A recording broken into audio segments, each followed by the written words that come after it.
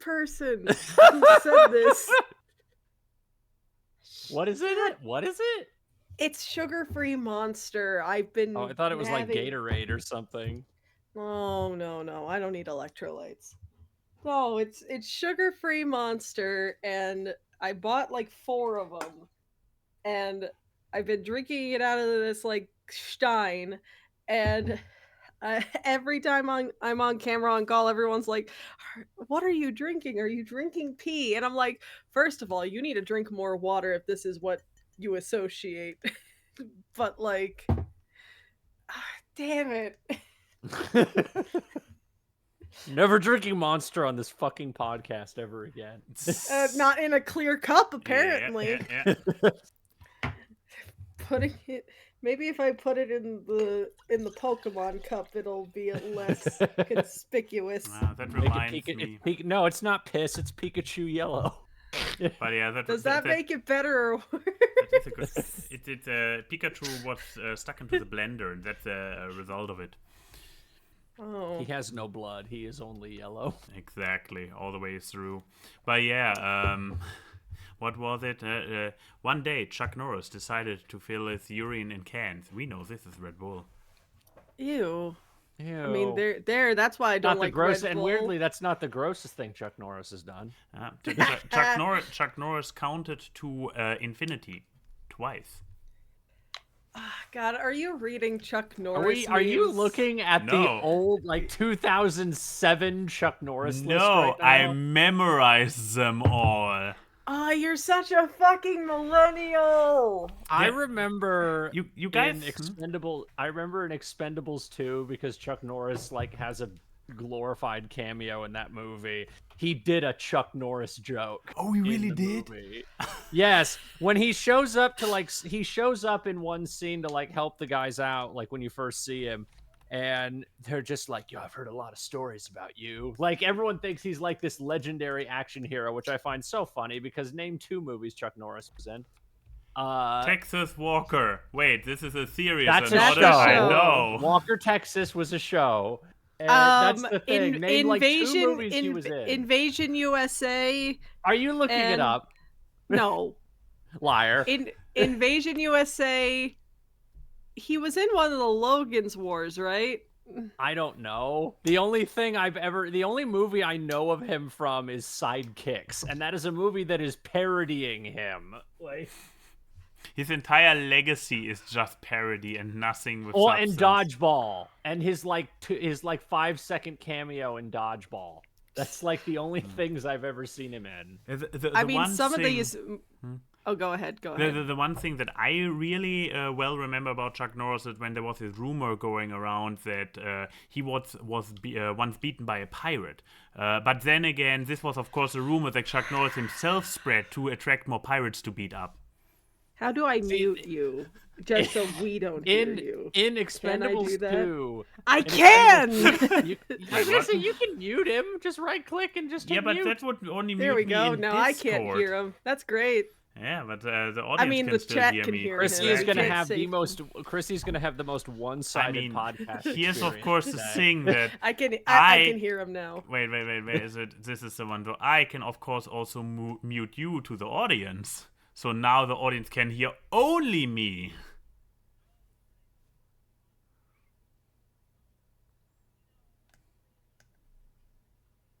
As a friend and a colleague, that's just I can so hear you. Great. And Max is one of the best people that I know. He's so cool and funny and smart. Can he hear me is the question. I don't think he can. I'm saying all these wonderful compliments about him and he can't even hear it.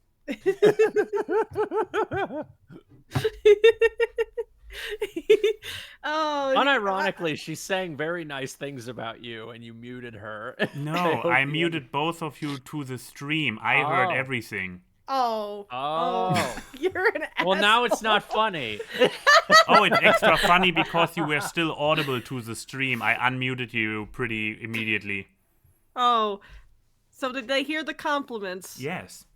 Oh, You've shit. Been well, then it's not trolled, funny. You've been trolled. You've been No, it's probably funny to been me. told. I'm looking at the names of Chuck Norris movies, and all of these sound like parody movies. They sound like parodies. They don't sound like real like, movie let's see, titles. we have The Wrecking Crew, The Way of the Dragon, The wait. Student Teachers. Well, Way of the Dragon is a Way of the Dragon. That one's is an a actual that's like a- Bruce that's a Lee Bruce movie, Lee like that. movie. Yeah. Oh, But fuck. Slaughter in San Francisco Slaughter in... yeah, you want to know his character name in that one? Please tell me his name in that is like Dick Manley or something. His like name that. is Chuck Slaughter.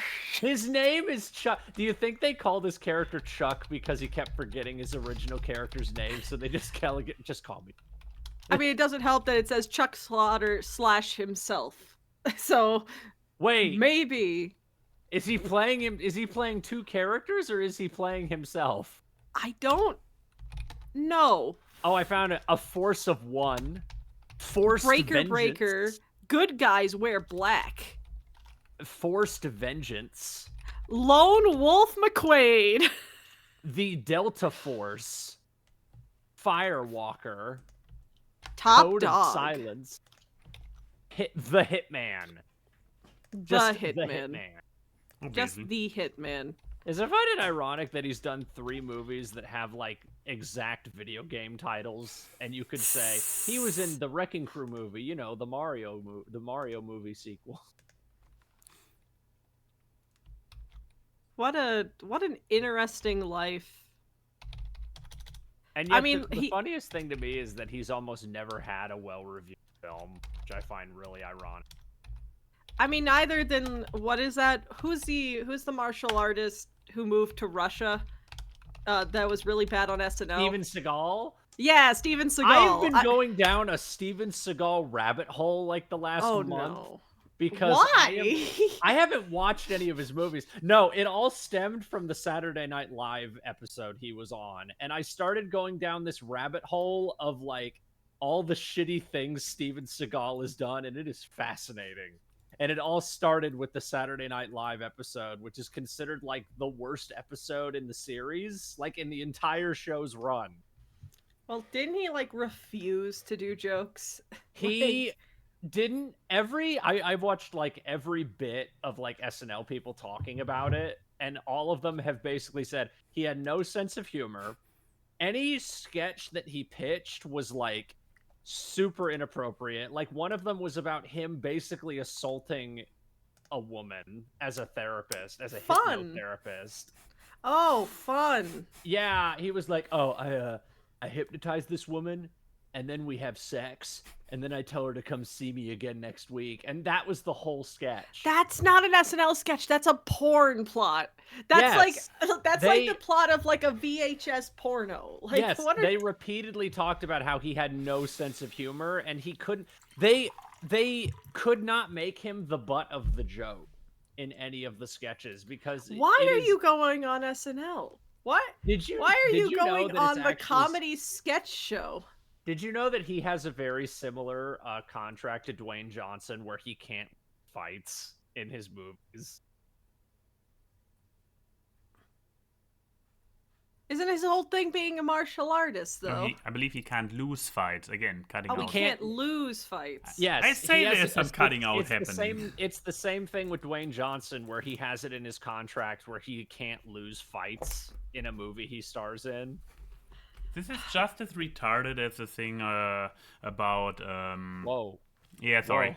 Sorry. Whoa. Jesus, we start talking about 2007 actors, and you talk like it is 2007. It comes from right there. No, it's just as nonsensical.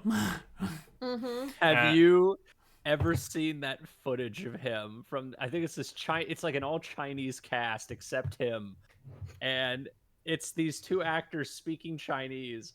And you don't even know he's in the room because they don't show him in the scene until the very end. And they're speaking Chinese like through the whole scene. And it just cuts to Steven Seagal going, "Hey, why aren't you two speaking English?"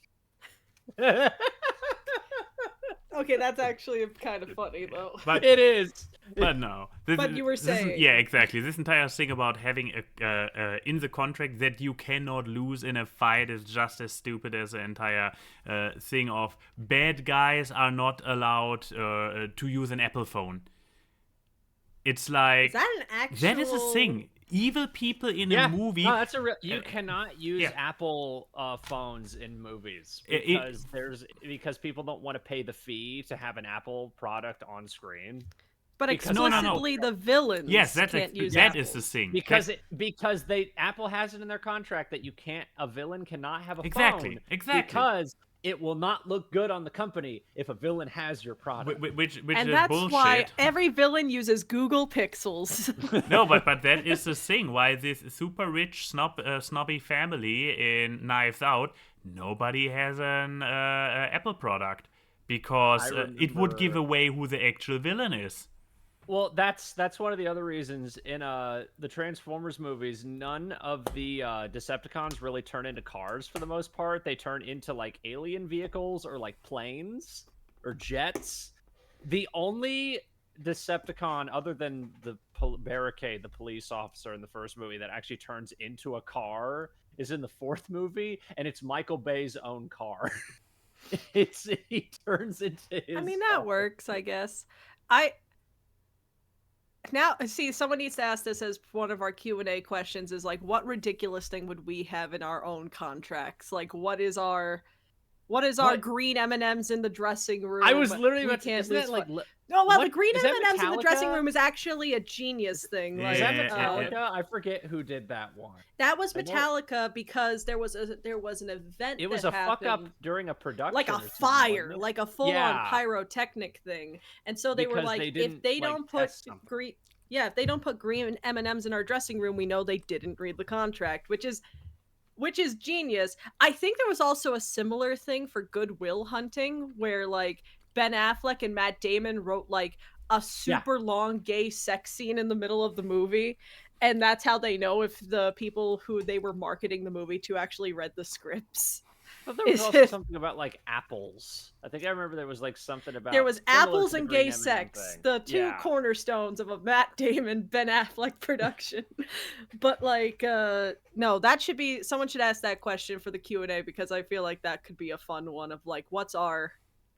Here's my thing though.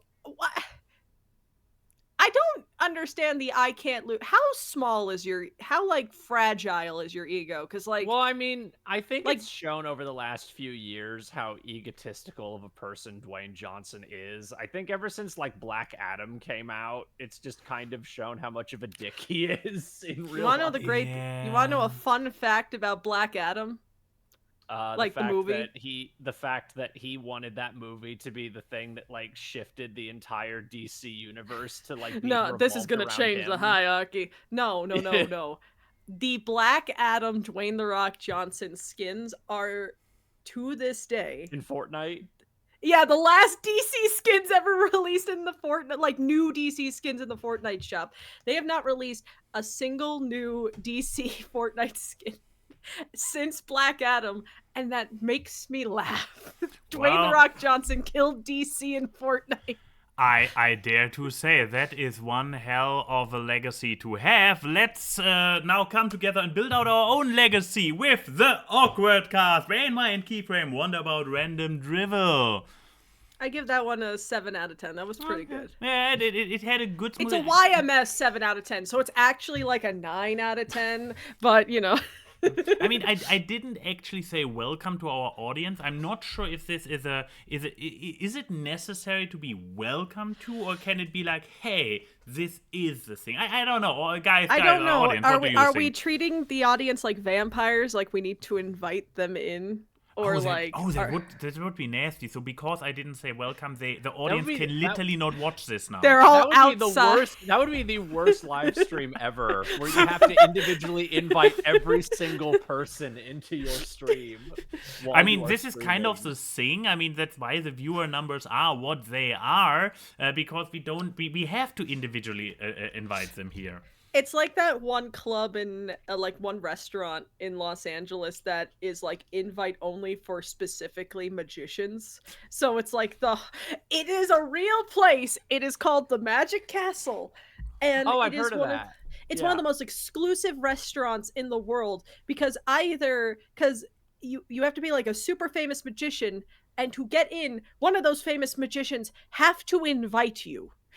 How many people know famous magicians? So it's Like, basically, do you know David Copperfield? No. Then you do can't you get know the in. guy who got bit by his tiger? Do you know the tiger? It's They're both like, well, Siegfried and Roy? yeah, They're both dead. I Wait, don't know, maybe both their of them kids by got it now? in the Yeah, will. they're both dead. I mean, I believe one of them got attacked by a tiger, and this didn't One go did. They over. survived well, the yeah, but tiger. he survived, but it mentally ruined his life basically because Fair. it like destroyed part of his brain. Okay, Oh, but they- the other one? Okay, the other one died one, of a stroke, I think, a couple years ago. yeah, yeah, 2020 and 2021. Huh. Yeah, year apart. Well then, and it's not just Key and me today here with us for the first We time had the this ray of season. sunshine known as Michael Edwards. Exactly, Michael Edwards. Since it has been it has been kind of.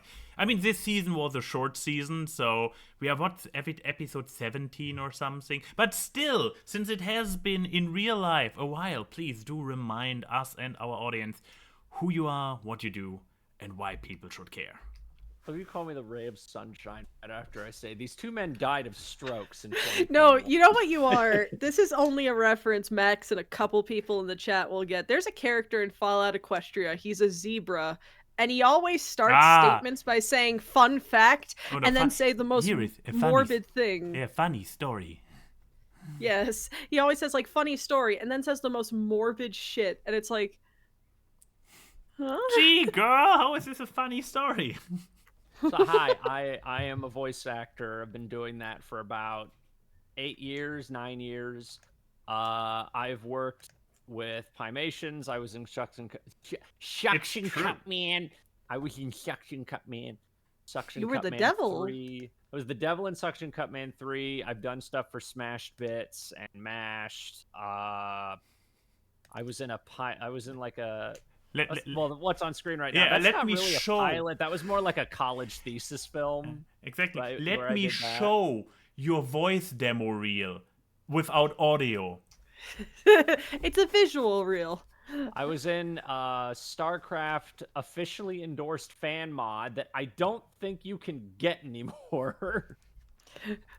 That's always fun when you're voicing in Yeah. lost media. Yeah, and there's only like 2 Let's Plays of it on YouTube from what I found. That's actually where I got the footage for it in this reel. Amazing. Oh yeah, and I forgot I did some stuff for Bantermations. I forgot about that.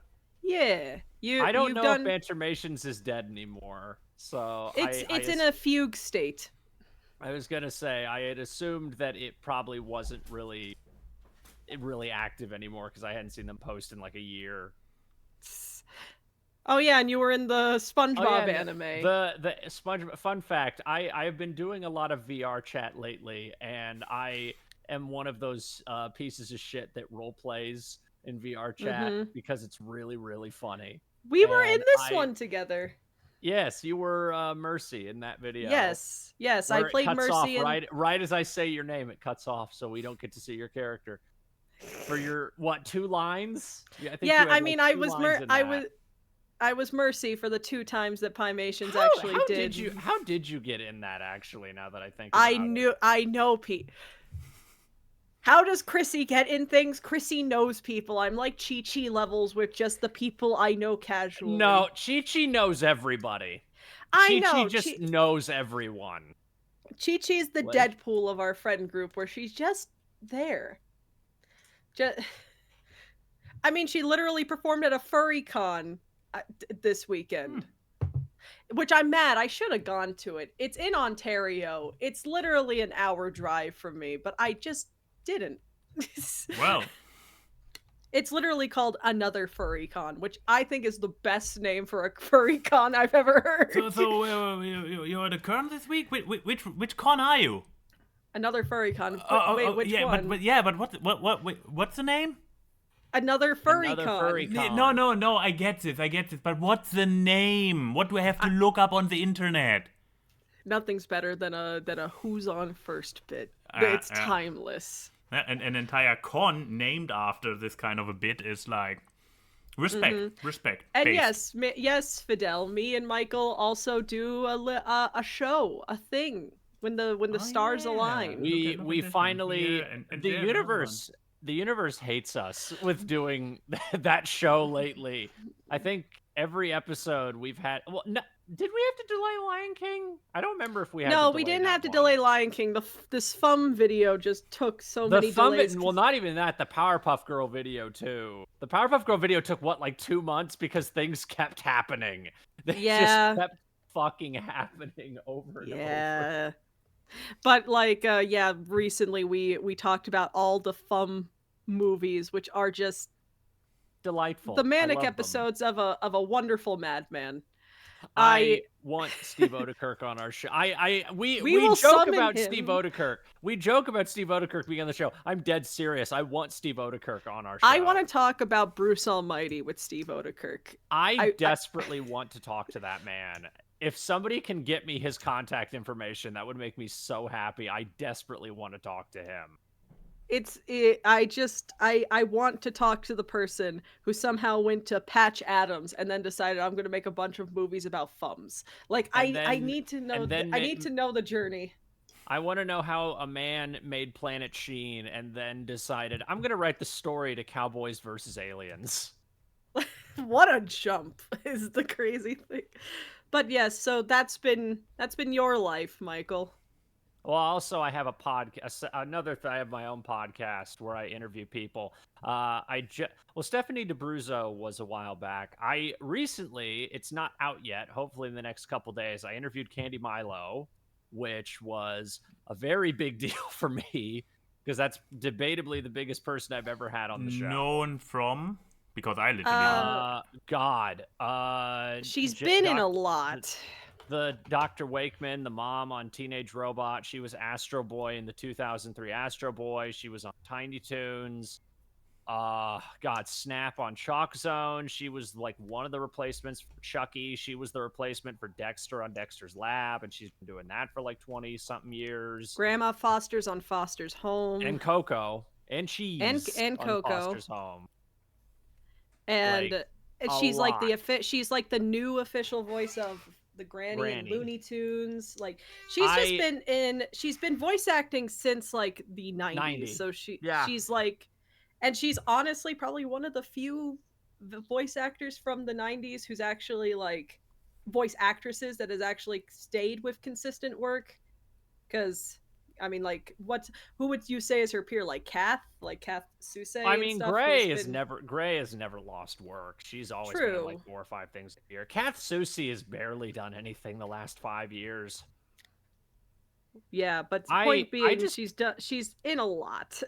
I'm hoping to actually do a follow-up on that interview because we didn't end up actually doing everything because she had to leave about an hour in. So we didn't. So she actually said, "Hey, if you want to like do a follow up or something, we can schedule." And so at some point, I'm hoping that we can do a part 2 to that interview. Well, there you go. There you go.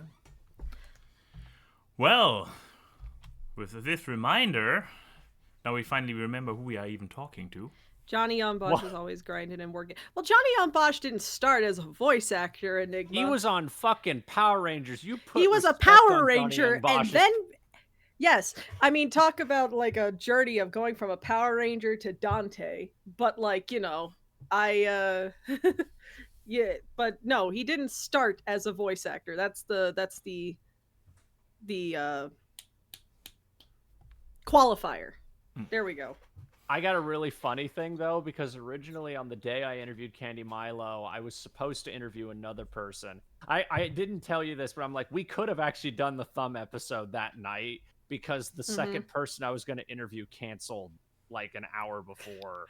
Who was the second person? Matt Hill. Really? The voice of Ed? Yeah, I Funny story. Soren? Him and Candy Milo kind of intersect in a way because I've been trying to get them for like 2-3 years, and they've agreed to it 2 times, and then they never got back to me after I emailed them again. It was only like this third attempt that they both agreed to it, and I was gonna interview them both on the same day. But like an hour before, Matt Hill said, "Hey, I got something that came up, and I'm gonna be out of the country for like a week and a half. So can we do this in like mid-October?" So I was like, "Sure." And now recently, I have another interview for October, and it's just really funny how these two intersected. I got Matt Hill, and then the week after that, I have Aaron Fitzgerald. So I got May and Ed a week apart. Like, You're just getting all the Ed and Eddie people at this point. I'm not even trying. I got Sam Vincent. I went for Matt Hill again because I really, really wanted to talk to him. And I kind of don't. Tony Sampson, whenever I've seen interviews with him, his mic quality is awful. That's kind of the reason I haven't gone for him. I mean, just go to that NostalgiaCon that's happening where they're getting all the actors for it and just interview them there. I had the but money. If you had the money. I'm unemployed right now, so. But no, I mean, I'm just jealous that you got to interview Parker Simmons. I want to meet the Mau Mau Man. Oh, funny thing is that it actually took me a couple attempts to get him because I emailed him once like 7 months ago and he never got back to me. And I actually spoke to another person and he was like, "Oh, I just email people like once a month. If they don't get back to me, I just like try again like a month or 2 later and see if they get back to me."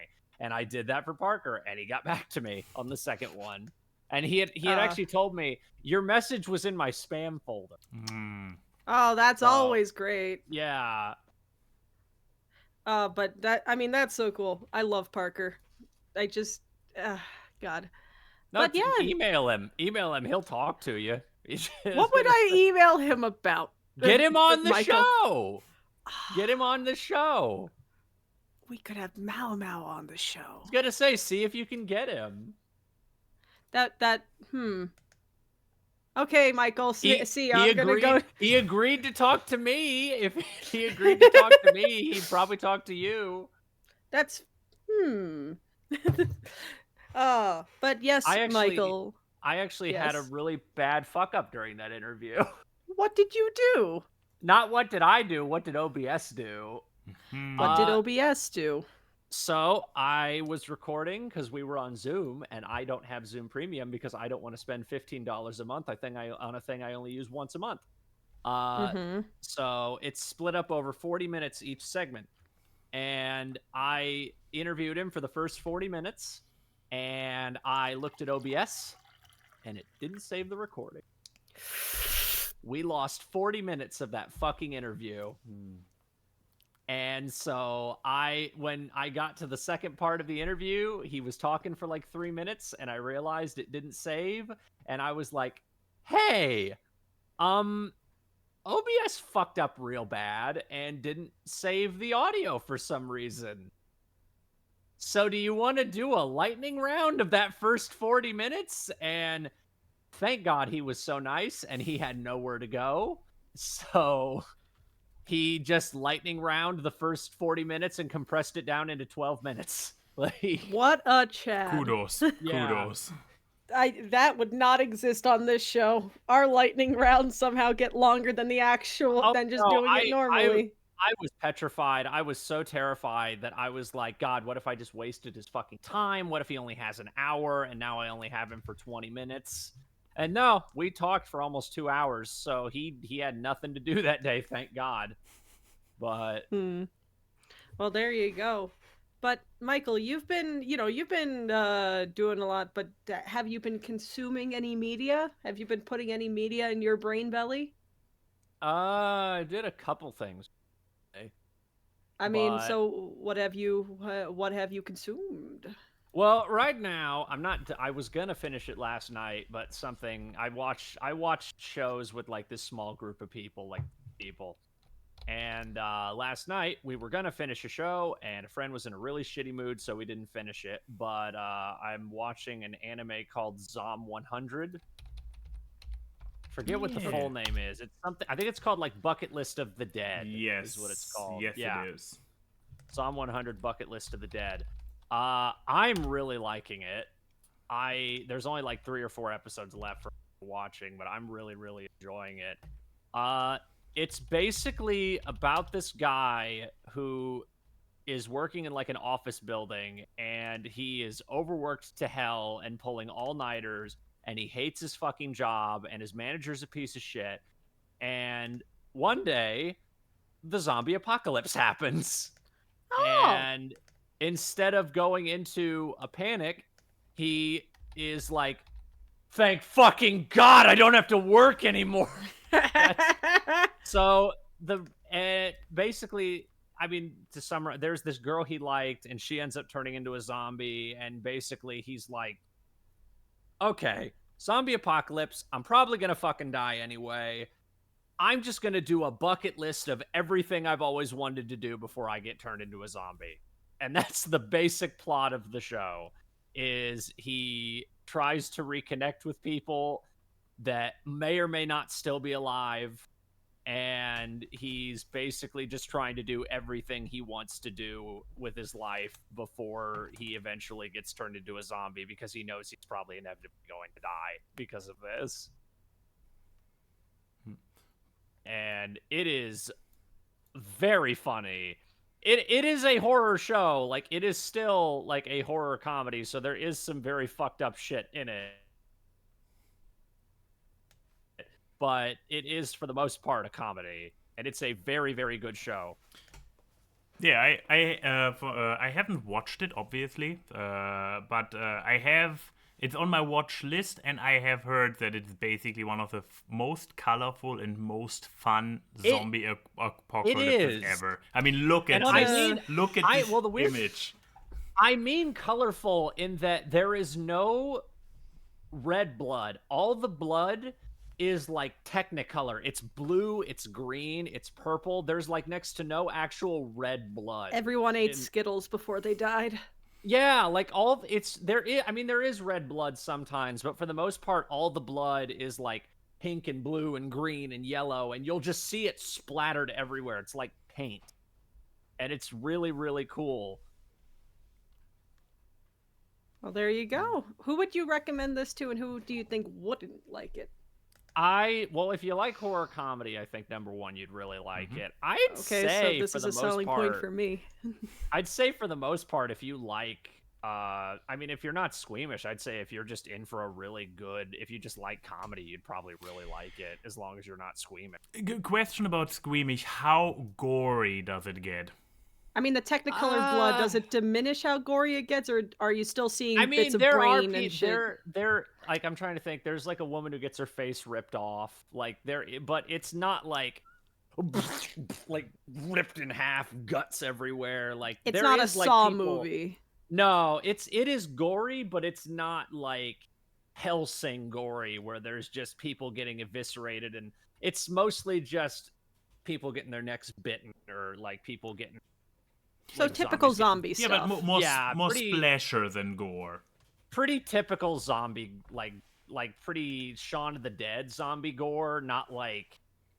But in Shaun of the Dead, is this one scene where the guy gets pulled out of the window. That's the goriest part. Yeah, but that is for some people that is too gory. I can't remember the goriest, like, on that level that I remember in the show is this one girl gets her face ripped off, but you don't see it up close. So like they don't show like no one's getting disemboweled on the show. Exactly. Yeah. Okay. There's dead bodies and people getting killed and eaten by zombies, but obviously. You never see like people getting like pulled apart, things like that. Okay. No, that is what I was thinking of when I asked about gory, because blood, a few limbs that are flying off. Yeah, that is standard affair. That's on Dead on Luck level. Jump people and like bite, and there's like blood spray. Yeah, but that is like not. Yeah, gore. but the moment that they start pulling out your liver, that's the moment where you're like, okay, that goes to a different level of gore.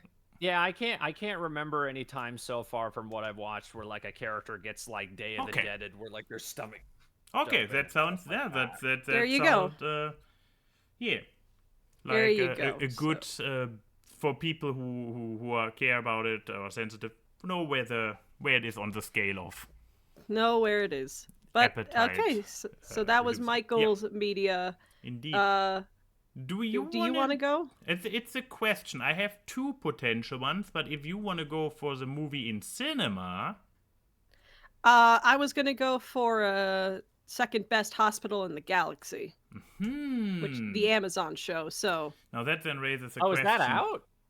yeah, Oh, I didn't. I haven't heard anybody talk about it. I didn't know it was even out. Yeah.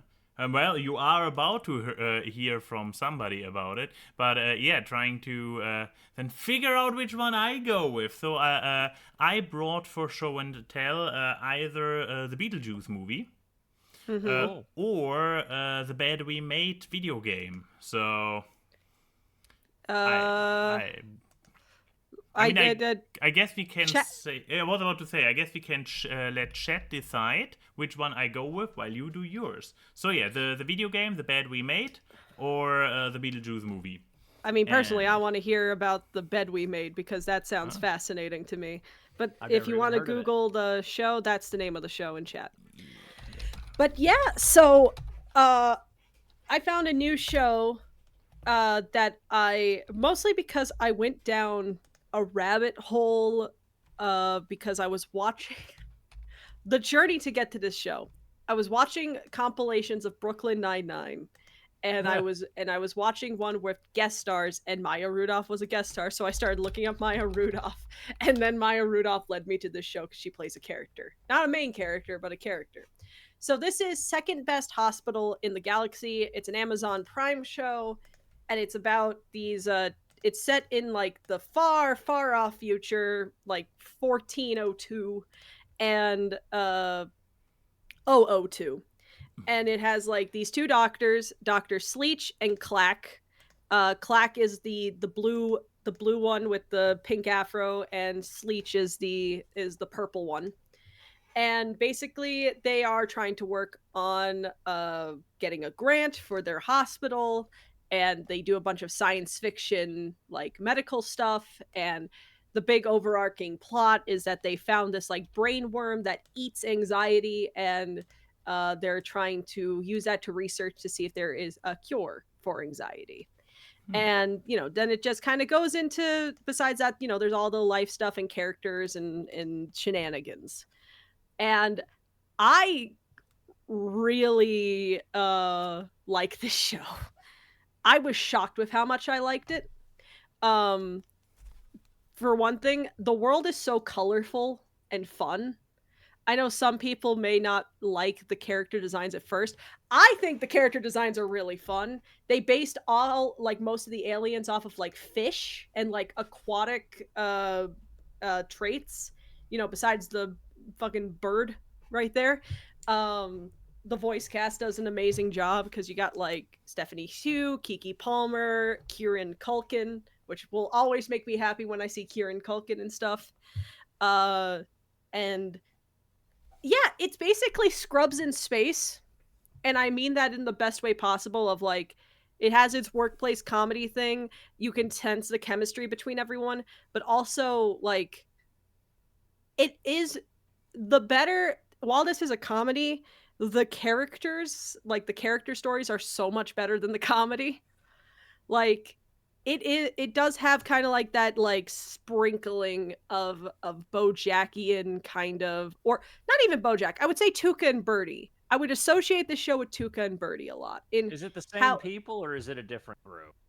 I don't think it's the same people. But like the character relationship between Sleech and Clack very much give me Tuca and Birdie vibes, with Clack being much more the Birdie of the group. And it's just really good, like very good presentations of like being an anxious person and what's that in their heads. And it's also just a really good like friendship that between these two. Sorry, Brett decided to sneeze. Um but like there's a really great moment in the first episode where they're trying to get this anxiety worm out of the patient's head. So they're trying to do that by putting it into Clack's head. So she's like, quick, stimulate my anxiety. You know what to do. And it has like a really good like imagine spot of all this. And then Sleech says like one of the hardest, most armor piercing like things to stimulate anxiety. And even she was like immediately being like, I'm sorry, that was a yikes. That was too far. And you know what? It just feels really good to actually see those things be handled really fast and upfront and not be like, oh, is this gonna be the plot line for the whole fucking season? It's like it's like this is how people talk to each other. This is communication. Wow, that's refreshing. And yeah, I just really like this show, and it has such a good message of, you know, we keep trying to look for the cures for things, but sometimes it's more like you have to learn how to adapt and handle, which I think is a really good message. Also, I just love the characters. Kieran plays the bird alien, who's an empath alien, so it senses emotion, and which is really funny given that Kieran Culkin has one tone of voice the entire time, because he's Wallace in Scott Pilgrim. So, you know, the most like I'm even happy toned he's person getting on the more planet. work. So am I. After after Scott Pilgrim, I didn't see him in a lot, and now that he's in Succession, I'm hoping he gets way more work after that show. But I really like this show. I know some people may be turned off by the art style, but get over yourself. You like BoJack. It's like I think it's very fun. And honestly, the art style grows on you real fast because it's very creative. And yeah, I really like it. And a second season is in production, which makes me so fucking happy. But yeah, there's only 8 episodes. If you have Amazon Prime, I would really recommend it. I think it's a really good show. And also I love Sleech and Clack so much. I think they're my favorite duo since Tuca and Birdie. They are just great. And I really want someone to cosplay these two characters with me. I because they are so it'd fun. be pretty easy. All you need is a wig and some face paint and maybe like I know, for an and eye. that's why someone should do it with me. I will obviously be the anxious one. But yeah, so I didn't even talk about the voice work in my show, and the voice work in that show's fucking amazing. In the show I was watching, Japanese or dub? I watch it dubbed. Zeno, it's Zeno Robinson, who's been getting like a shit ton yeah, of amazing work. Hunter and Owl House, Yeah, Hawks and My Hero. He's the lead, and that might be my favorite thing he's ever done. Is 100. He is so infectiously likable in that role because he's just so like him in real life. He's so cartoonishly optimistic during just the worst possible thing that could be happening. Well, there you go. But yeah, I really recommend it. Is there anyone who I think wouldn't like it? I guess if you don't like Scrubs, I guess, which is like, I mean, besides the final season of Scrubs, which doesn't exist, what's wrong with you? But like, you know, I guess if you are just like, oh, you don't have a lot of tolerance for science fiction stuff, because, you know, these are science fiction medical things, so it does go into wibbly wobbliness half the time. But yeah, I think this is just a really, really good character. If you like Tuca and Birdie, I think you'll like this show. It's a less wacky Tuca and Birdie, which is probably the best way to pitch it. Some weird middle ground between BoJack and Tuca and Birdie. Something like that, yes. Like, it has more of the grounded nature of BoJack, but the kind of more character dynamics and optimism of Tuca and Birdie. So that's how I would elevator pitch that. But yeah, there you go. There we go. And I guess I will actually go with the video game. Yay! Since I'm not sure how much meaningful things I have to say about the Beetlejuice movie, except for it felt like a very true sequel. It caught a lot of good. the 80s vibes. It was funny. It's decent. Yeah, you probably don't want to look at the plot too hard, because the plot was basically just wacky shenanigans but yeah, it was funny. it was just funny. And Danny And you know, Elfman. we need more movies like that. Movies that I are just fun. Yeah, and I missed traditional Burton so much. Yeah, it's just it's nice so seeing. Burton. It's so there is CG, but there's not a lot. Yes. I like that it's a lot of sets and makeup, Yes. and just I like that they just made it a very simple. Well, not plot simple. There's like 3 plots going on in that movie, but like I like that it's just really simple Tim Burton again, which is weird for how like over the top it is. I don't like it as much as the first one, but I'd say it's the best you probably could with a Beetlejuice sequel. No, they should have gone to Hawaii. Damn it. And Beetlejuice 3 needs to be set in Hawaii. Beetlejuice needs to finally go to Hawaii. I'm curious if they're gonna do a third one, given how They need to. insanely The well title this is right doing. there. The title is right there. Oh, I see what you mean. Yeah. Yeah, Beetlejuice. Yeah. I just No, but make also, it no even make it Beetlejuice, and then like cut off on the third one. Ah. But you know, I my one quick thing about this is just it's so great to see Keaton do a comedy Yeah. role again. He's so funny, and I feel like Yes. people forget how funny he is. The last you time I think can he did one tell. was I think the last was it the other guys with like Will Ferrell and Mark Wahlberg, and he's great in that. He's Also, him and Winona Ryder have the best chemistry still. Yeah. And also just God, Winona Ryder is still gorgeous. Gorgeous. She ages like a fine wine. And she is so good. I mean, the cast is very small, actually. But Yes. they are all so good. And they are playing like with such silly material. But they are committed. And they are having a blast, you can tell. Oh, I yes. desperately want, based on that scene with Lydia's dad, I desperately want to see a stop motion Tim Burton movie in that style, because that is yeah. amazing stop motion how that looked. It really is. And also, Jesus, if you told me Jenna Ortega and Winona Ryder are related, I would believe you. They look so similar, which I know that's not a big thing. It's so rare that I see like when they cast the kids of these of like the parents that you can believe that these things came out of these things. I actually believe it here. I can believe Jenna Ortega came out of Winona Ryder. I see what you mean, 100%. But like, and see, this is where I like Jenna Ortega. This is her actually acting and doing a good job. I don't like Wednesday because I feel like she just gets told to be bland. But here she's actually funny. I like her in this movie. Mm-hmm. But yes, I just want more fun movies. I think I like this because I don't need to think hard about the plot. We don't need to think that much.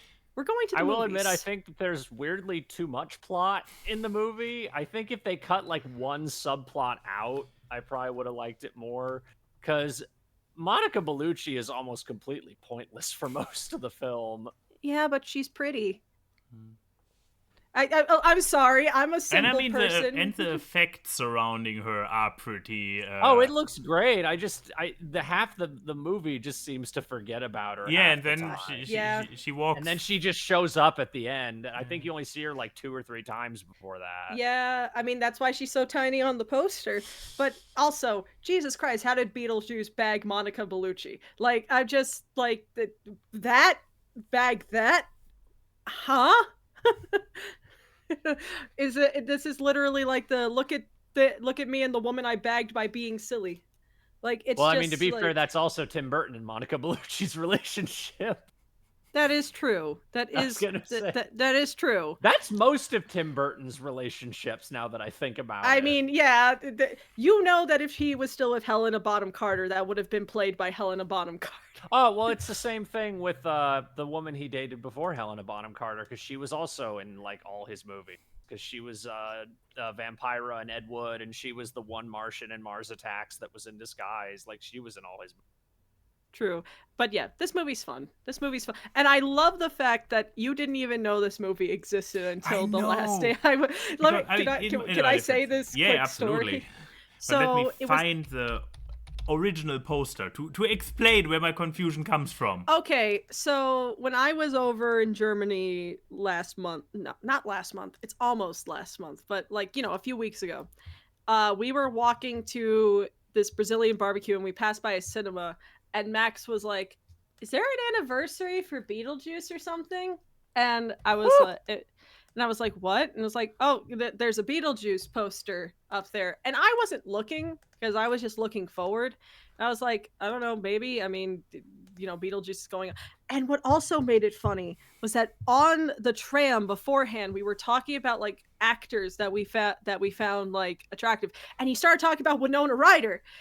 I thought it was because Beetlejuice was coming out, but yeah, so I didn't think much of it, and then fast forward to the day that I'm leaving, and we're taking the train to the station, and I think we were talking about the original Beetlejuice movie, and I was like, I think it was the thing of like, it was like Winona Ryder is Lydia, not what was the other one? The one who was in the other actress. Christina Ricci? Yeah, Christina Ricci, and he was like, "No, Christina Ricci," and I was like, "No, it's Winona Ryder." And so he looked it up. He's like, "Oh no, it's Winona Ryder." And then I see him be like, "Is there another Beetlejuice movie?" I was like, "Yeah, Beetlejuice. Have you not heard it?" "No." And I was like, "I thought that's why you were talking about Winona Ryder earlier." It's like, how no. did you never hear about it? There was like 3 trailers for it by that point. And then so we had he had like the real. I saw the realization wash over him where he's like, "Oh, that poster wasn't for an anniversary. That poster was just for Beetlejuice." Yes, because the old poster was also him sitting on the building, surrounded by the rest of the cast. Admittedly, a smaller cast back then. But yeah, I just glimpsed this picture and I was like, "Oh, Beetlejuice." I do find that is like my one thing is I do find it kind of weird that they don't really talk about Alec Baldwin and Gina Davis. I know they couldn't be in the movie because they've talked about how they're way too old and it would have been weird for them to be in the movie. But like, I don't know. I did find it really weird they don't really have a scene talking about them or anything. I mean, it's funny when on the way on the way to seeing the movie, I was like, there are 3 ways how they handle this. A, they're dead? They moved on. B, they get recast with the explanation that a ghost can change appearance. Or C, or just people who look alike. Or C, they still bring in the old actors and they have some wacky explanation why those ghosts kept aging. Well, okay, I remember and it was one. It was number 1. This is not really a spoiler because it just gets hand waved in a single sentence. I mean, it gets. I kind of don't like. I don't know. I feel like there is like. You wanted more plot in this movie? Is this what you are saying, Michael? Even more? I'm not saying I wanted Baldwin and Davis to show up. I'm just saying I thought it was weird that they didn't like explain really what happened. I mean, they said just what kind was of like needed.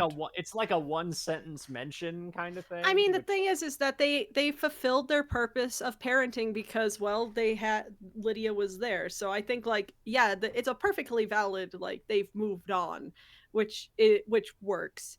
I mean, look, it was an easier thing to hand wave than explaining why the actual dad isn't there anymore. That was probably my favorite thing about the whole movie is how they constantly got around not showing Jeffrey Jones. And I was like, they have everybody else from the cast. Did he die? And then we looked up afterwards, and then we found out, you didn't know. No, I don't care about actor gossip. Usually, this is a thing, like. I mean, this is not gossip. Just a crime. This is a crime. Or a crime, yeah. This was not gossip. This was a crime. Yeah. I do wonder if that dub actor's ever going to come forward because they didn't credit who was doing the voice. For the I do love just how like it felt personal with the way that they made the character pass away with how brutal it was. I'm not gonna say what it was, but it's like Jesus Christ, that was like Well, it's apparently it was based on a nightmare Tim Burton had. That's like the whole reason they did it. I mean, it's like how they killed T.J. Miller in Transformers because he kept pissing off Michael Bay. Where it's just like, I hate you, and I'm gonna make your character's death so brutal just because of that. And I'm like, based. I would support that. Based with why? Look, I'm saying, my favorite role of Jeffrey Jones is Ferris Bueller because he gets abused throughout the entire film. So, Like, I do wonder if the dub actor they got to play his character is, like, ever gonna come forward. I wonder if they legally can. Do you want that on your resume? Well, that's what I'm wondering, is if they're ever legally going to be able to release his name, because the actor's uncredited who did the voice. Yeah, So... I like, though, that his Wikipedia says that he was not brought back to reprise his role in Beetlejuice due to his legal controversies. Yeah, if that's how you want to word it. But yeah, I mean, look, he's not missed. Catherine O'Hara and Lydia and everyone hold it up perfectly fine. But you were going to talk about a video game. Exactly, this wasn't even my media.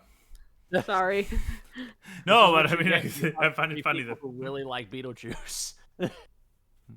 Yeah, but the media I wanted to talk about is a video game by the name of This Bad We Made, which I got introduced to me on Friday, and I was so intrigued by it that I kept playing it yesterday, and I finished one playthrough. You play this fine young lady by the name of Sophie as a maid in a hotel in Montreal in the 1950s. And you are a little bit of a indiscreet little snoop. You like to check out your hotel guests' belongings and be a little bit like, ooh, what's going on here? Like, your favorite hobby is reading gossip magazines. Now the thing is, as you can see, your snooping got discovered. And so you now have a certain motivation to start looking, because now you are potentially in trouble. Because now you try to figure out if you are what's going on, if you are in trouble, if you need to be if there is some need for you to protect yourself or whatever, or at least find out what's going on. Are you going to be blackmailed or whatever? And so you start snooping a little bit more this time. Previously you were just casually like checking out stuff while you were cleaning a room without any intention. Now you have a motivation to check stuff out, and you uncover more and more things, and it goes beyond what originally motivated you. You discover that there seems to be some real criminal stuff going on between not just this one guest, but basically many of the guests on your floor.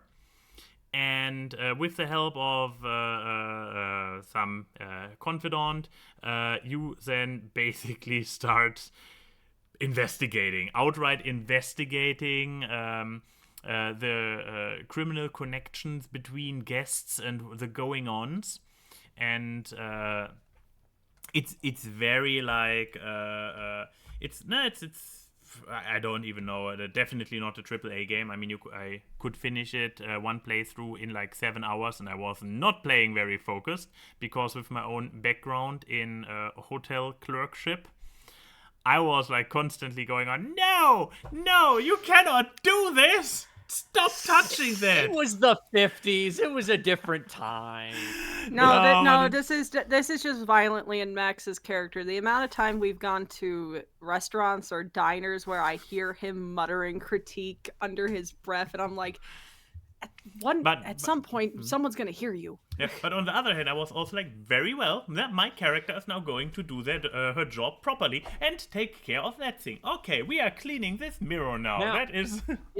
is the game, like, is it more like cinematic, or is there actually, like, you go into each individual room and do absolutely things? The latter. Okay, I mean, the way you were talking about it made me think it was a more cinematic type game and not do a whole lot. It likes to go like, especially when you have phone calls with your confidant, or when you enter or leave the elevator, they do like cuts and the camera zooms out very dramatically. I mean, the opening sequence is actually in black and white, and you entering the police station. So they love their noir, that's for sure. Is it a horror game? No, Is no, it like a thriller? Is it a horror game crime thriller. disguised as a thriller? No, there's Okay. no horror going on. It's Okay. crime thriller, I would say. The way I was watching that trailer and the way you were talking about it made me think, like, is it a thriller that turns into a horror game? No horror whatsoever. Everything is completely realistic, down to earth. They are just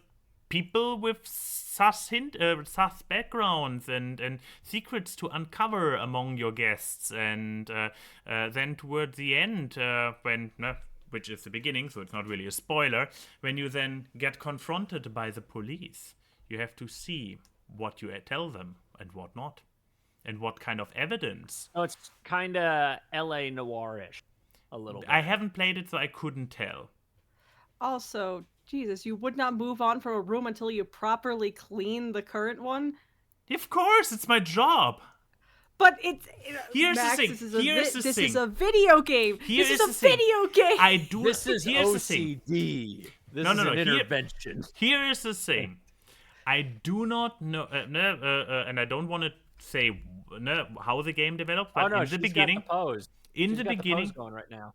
In the beginning of the, or not the beginning, basically through the majority of the game, I do not know where this game is going. You have your little tip jar in your locker, and it's like, this could be a simulation that spans over a week or a month. I don't want to get fired on day 2 because I don't do my job. So what you're saying is on your next playthrough, you're not going to clean right? every room. I do not know. I don't know which influence it will have on the outcome because, again, multiple endings.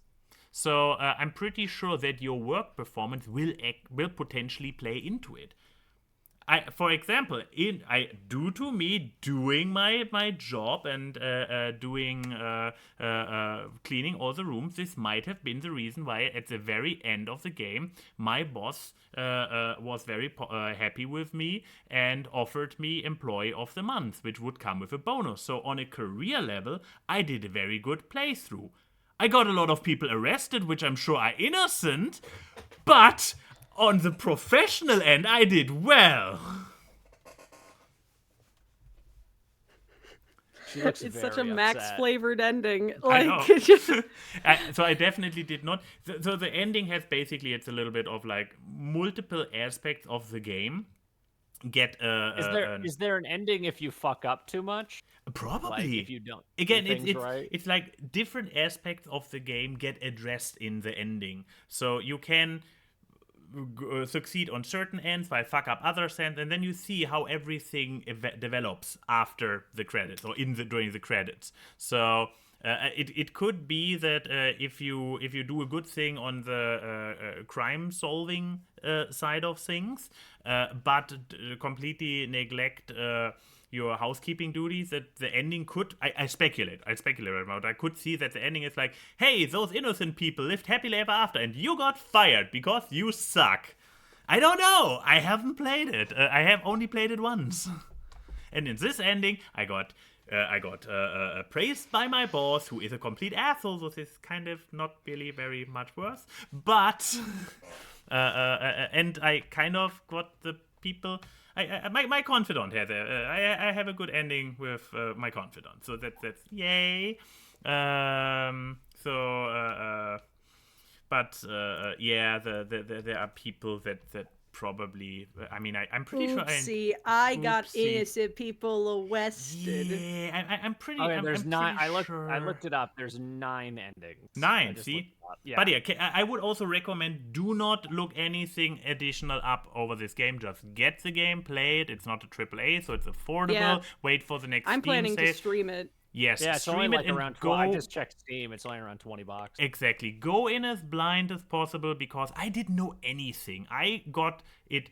Denim watched it at the Secret Sleepover Society, so some other streamers. So she already kind of knew what was going on and was like, I find it really intriguing, but I want to see you play it and play it blind. And up to the moment where I fired the game up, I didn't even know if I was in for a pixel game or whatever what even is the gameplay. I didn't know anything, and I find it very intriguing, especially if you have no idea which direction the story takes. So again, recommendation is, if what I talked about sounded interesting, definitely go for it and look nothing else up about it. Just play it and let yourself get carried away by the story.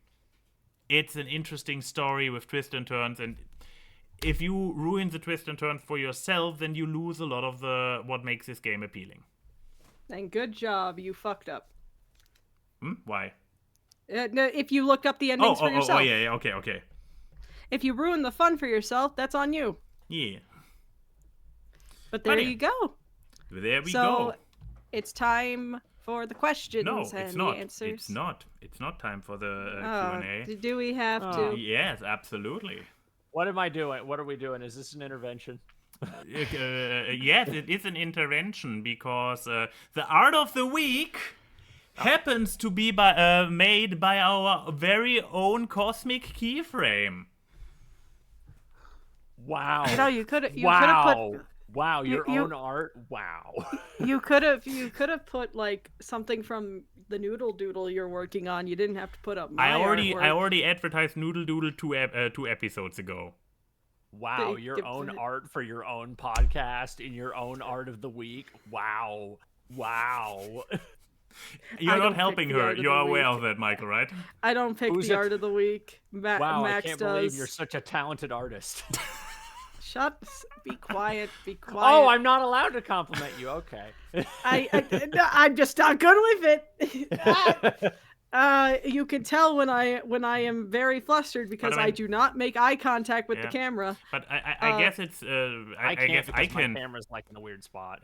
I guess I can try to tell a story to something at this point. So it was like for everybody who hasn't seen yet, I started a new drawing project which is called Noodle Doodle, in which I actually try to draw more, and I primarily feature my persona, the ferret. Your little ferret. Your little ferret boy. It's also called Ayn Wye, so it doesn't really have a separate name from me or separate personality. It's just my persona, so it's me, I guess. But yeah, so featuring me, but even more hairy. Exactly. And me drawing that at some point. Key was like, you know what? I draw nice furry stuff, but I draw so little at it, and Heaven and Forever, and seeing you draw ferret makes me like want to draw more furry and Tempera specifically, her persona. And I don't know, a day or two later, I get a multitude of versions of this one up here with like, hey, which color combination would you recommend second opinion style, and so on. And so this is the story that eventually led to her proposition to be bitten. Yes, bite me. I'm really proud of this because this was actually a very quick sketch that I decided to refine. I think the initial sketch took like 20 minutes, and then inking and coloring took like 15, and then it was the matter of picking out the colors, which that took the longest part. So it's but I'm very happy with how it turned out. I really like the red version. Or where it's like more persona looking, but it did come to the point where I was like, I don't know which one to pick, and Max was like, just pick both, just do alts, and I was like, good idea. Yeah, because the remaining two ones were like very different energy. No, we have this one which is color, and the other one which is mostly black and white, just with I believe the eyes, and I'm not sure if the blood trickle is also colorful, or is it black and white? No, the blood is also red in the other one. So basically with this, I don't know, for me my mind always goes back to Schindler's List, but there are probably other examples of where you have a black and white media. Sin City. Oh, also great one. Mad World. Which one? Mad World. Doesn't ring a bell. So. It's an insanely good Wii game. It's black and white, and the only color you see in the game is red. Oh, okay. Yep. But yeah, one of those examples where it's overall black and white, and then you just have those aspects in it. I'm like, yeah, those are two. No, the Sin City style on the one hand, and the just proper colorful ones. They are just so different in energy. Why not keep them as all of each other? They are not just different skin, like with a video game like HOTS, where you have different skins who are just different colored. No, they were very different moods overall. Yeah, I mean, it was very fun to do something that's such a different style, because like it's very like blocky shading and all that stuff. So it was fun to do. I mean, like I think Tempra's like the opposite of me. She has all the confidence, because I wouldn't be confident enough to do that. But like, I'm very happy. To get hit or to do what? No, just that outfit.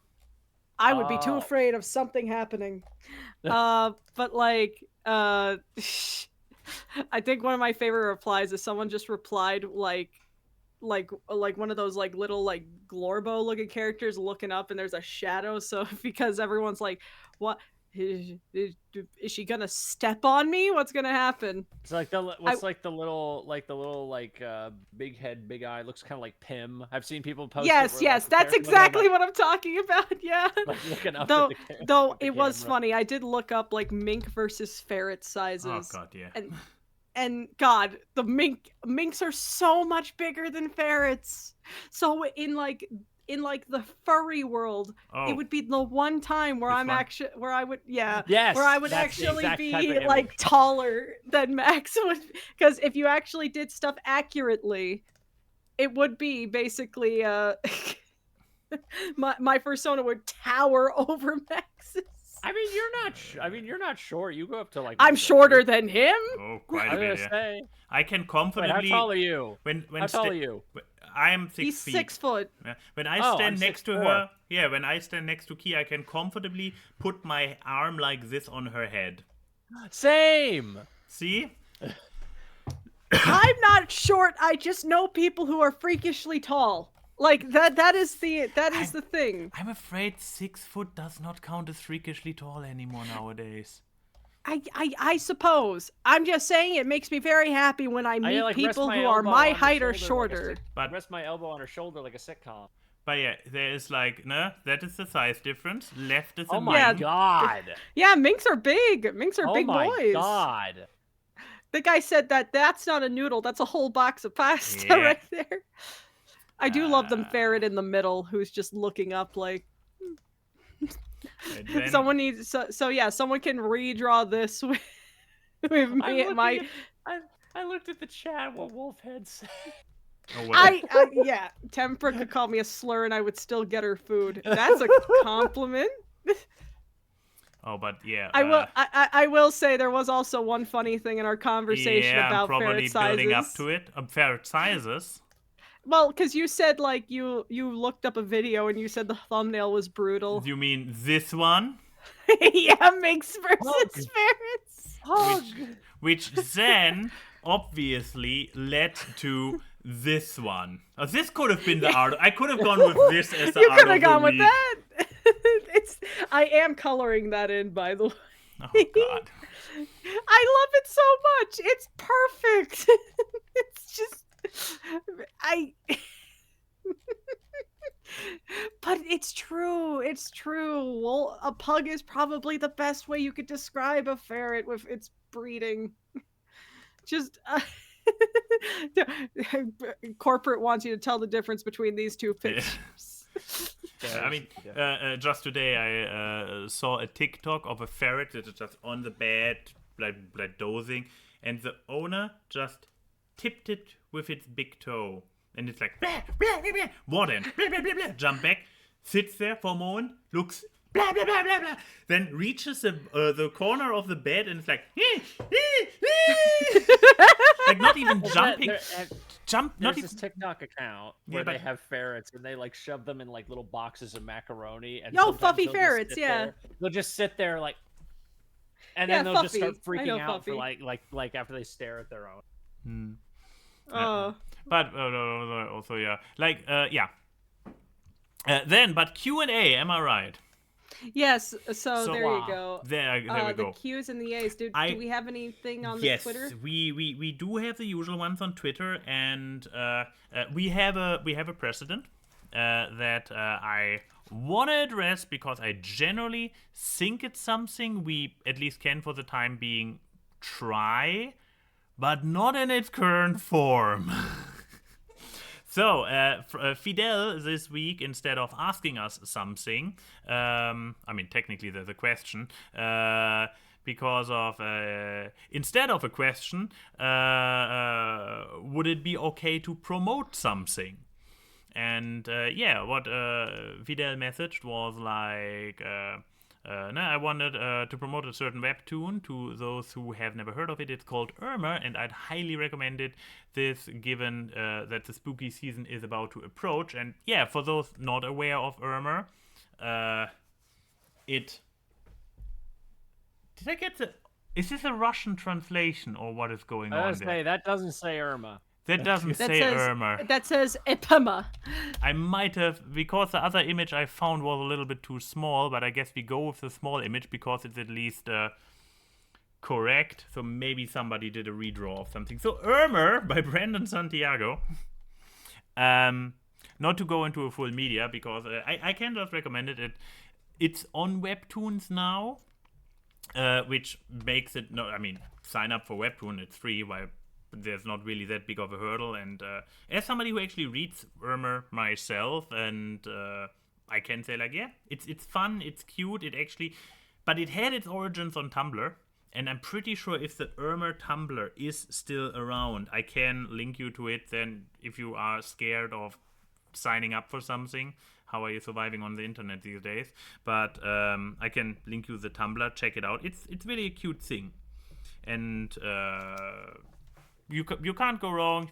Check out the first, I don't know, dozen episodes. They are very short. They're often enough just one picture or two and very few little dialogue. If it's your, if it vibes well with you, you can't really go wrong with it. And it is fitting for the season. However, just two things. First of all, still use the hashtag AskAwkward, because that is how we find stuff for the Q&A section, because otherwise it's just a comment and we search for the hashtag. And the second thing is just a verbal recommendation with, hey, sing X, good, sing Y, good. No, what is your opinion? Exactly. On the Panama Canal? Exactly. We would invite you to give us something, so that even if none of the hosts is familiar with the thing you want to promote, that there is still something to promote, and then we can see if this works well. If not, then we will just ignore it. I still think we should do. I think the audience should do the thing where you send us answers and we have to figure out what the fuck a question could be. Oh, for like that Tomska content video where they just like were given answers and they had to figure out what the question was based on the answer. Oh, that's also good. I'm also for that. I want that. That would be fun. Do it. So yeah, feel free to experiment with stuff for the Q&A, but please still use the same hashtag, or else we don't know where to look or what to look for. Now back to our where is it? No, I lost our art of the week. Oh well. Back to the original art of the week, I guess, not the. There we go. Oh, there it is. Now I found it, of course. Found it. Put it up. Okay. I thought that Who was wants to fire look at the behind sexy her. mink when you can look at funny ferret? Who wants to look at the sexy mink? Instead, have a mink which looks sexy into the camera. Inside you there are two rodents, a mink and a ferret. Mustelids. We are not rodents. I was about to say, are mustelids rodents? We're closer to cats than we are mice. All right, let me get my chart of evolution Let's prove out. this theory. So according to my chart of evolution, here are the mustelids. And let's see, rodent. This looks like a rodent, but it's not apparently. Your head is blocking whatever you're Oh. pointing. Here's a rat. A rat should be a rodent, right? Is this entire... Yes, a rat is a rodent. Are squirrels also rodents?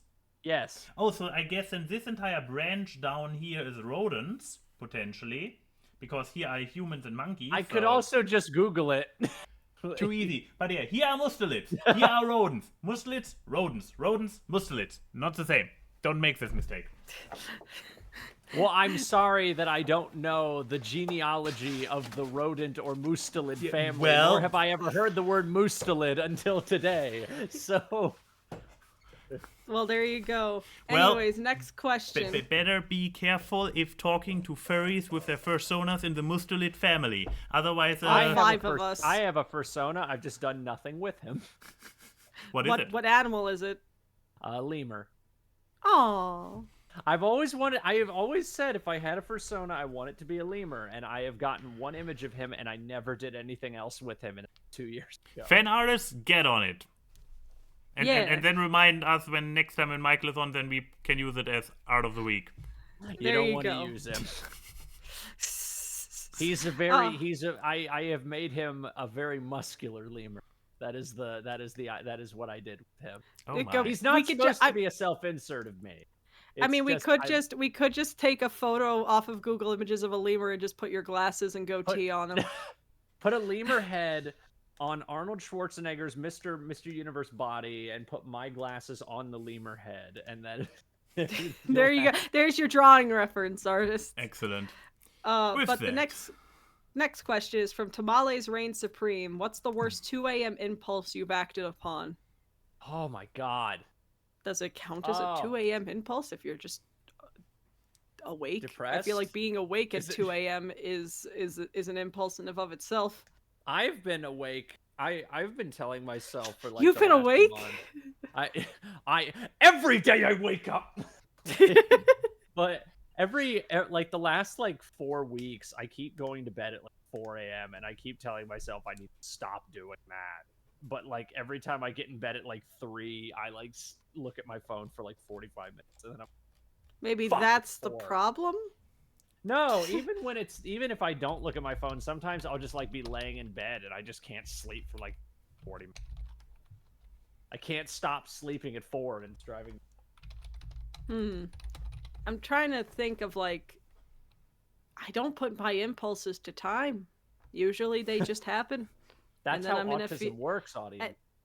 I don't have autism though.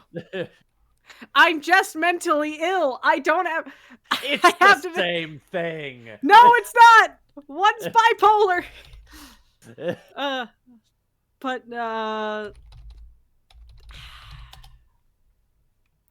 I mean, I have had times where there was the time that I decided, you know what's a good thing to do at like 1:30 in the morning is make bagels. Like Bagels? homemade You bagels. made homemade bagels at 1 in the morning? Well, by the time they were done, it was about 3 in the morning. I But was yes, gonna I say, made. there's no way that didn't take 2 hours. It did, and I mean, they were delicious. Were they just But like I- bagels? Or were they like, did you make an everything bagel? Or like, what kind of bagels were they? I don't remember. It was 3 in the morning. It You was a don't remember bagel. what kind of bagel you made? No, Michael, I don't. But it's also the thing of I'm just kind of like I feel like the biggest impulse is just staying up to and past 2 in the morning than anything. Because I'm kind of a boring person. I don't really I'm not like, you know what I'm gonna do? I am going to completely reform my life at 2 in the morning. I am not that level of manic. So, you know, it's not even an impulse, it's just a bad decision. Nothing good happens after 2 a.m. Mama Mosby told us so. Yeah, so I guess that's mine. Going to bed? I guess it's the exact opposite. Playing one more round? What I mean, there was that one time you did play Phasmophobia really long, and it was like, why are you still up? Just one more round.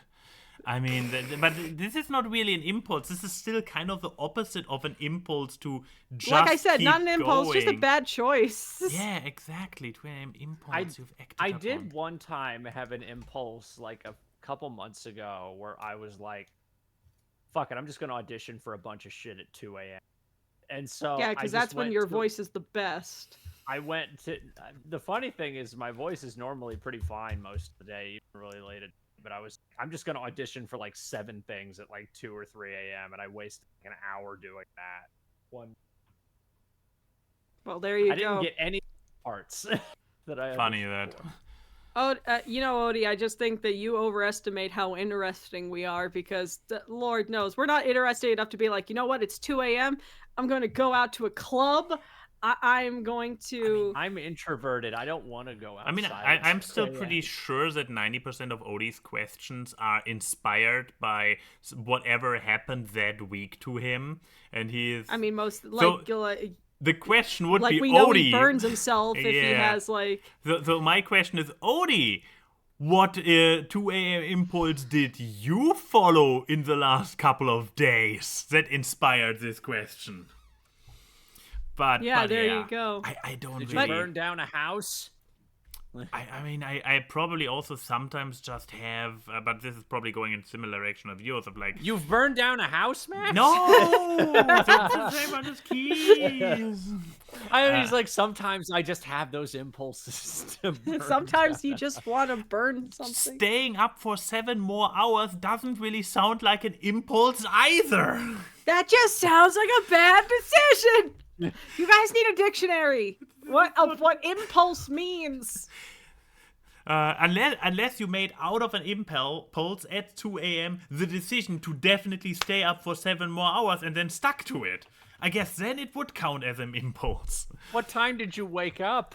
That's what I want to know. Did you wake up at like 4 in the afternoon? Yeah, we are turning. What time do you normally wake up? We are turning this Q&A around. We are now asking the chat questions. It's just like impulse, a sudden, strong, and unreflective urge or desire to act. That isn't just I am going to just continue my existence in the waking meat realm. Like, no, that is like an impulse to be like I just want to do this thing.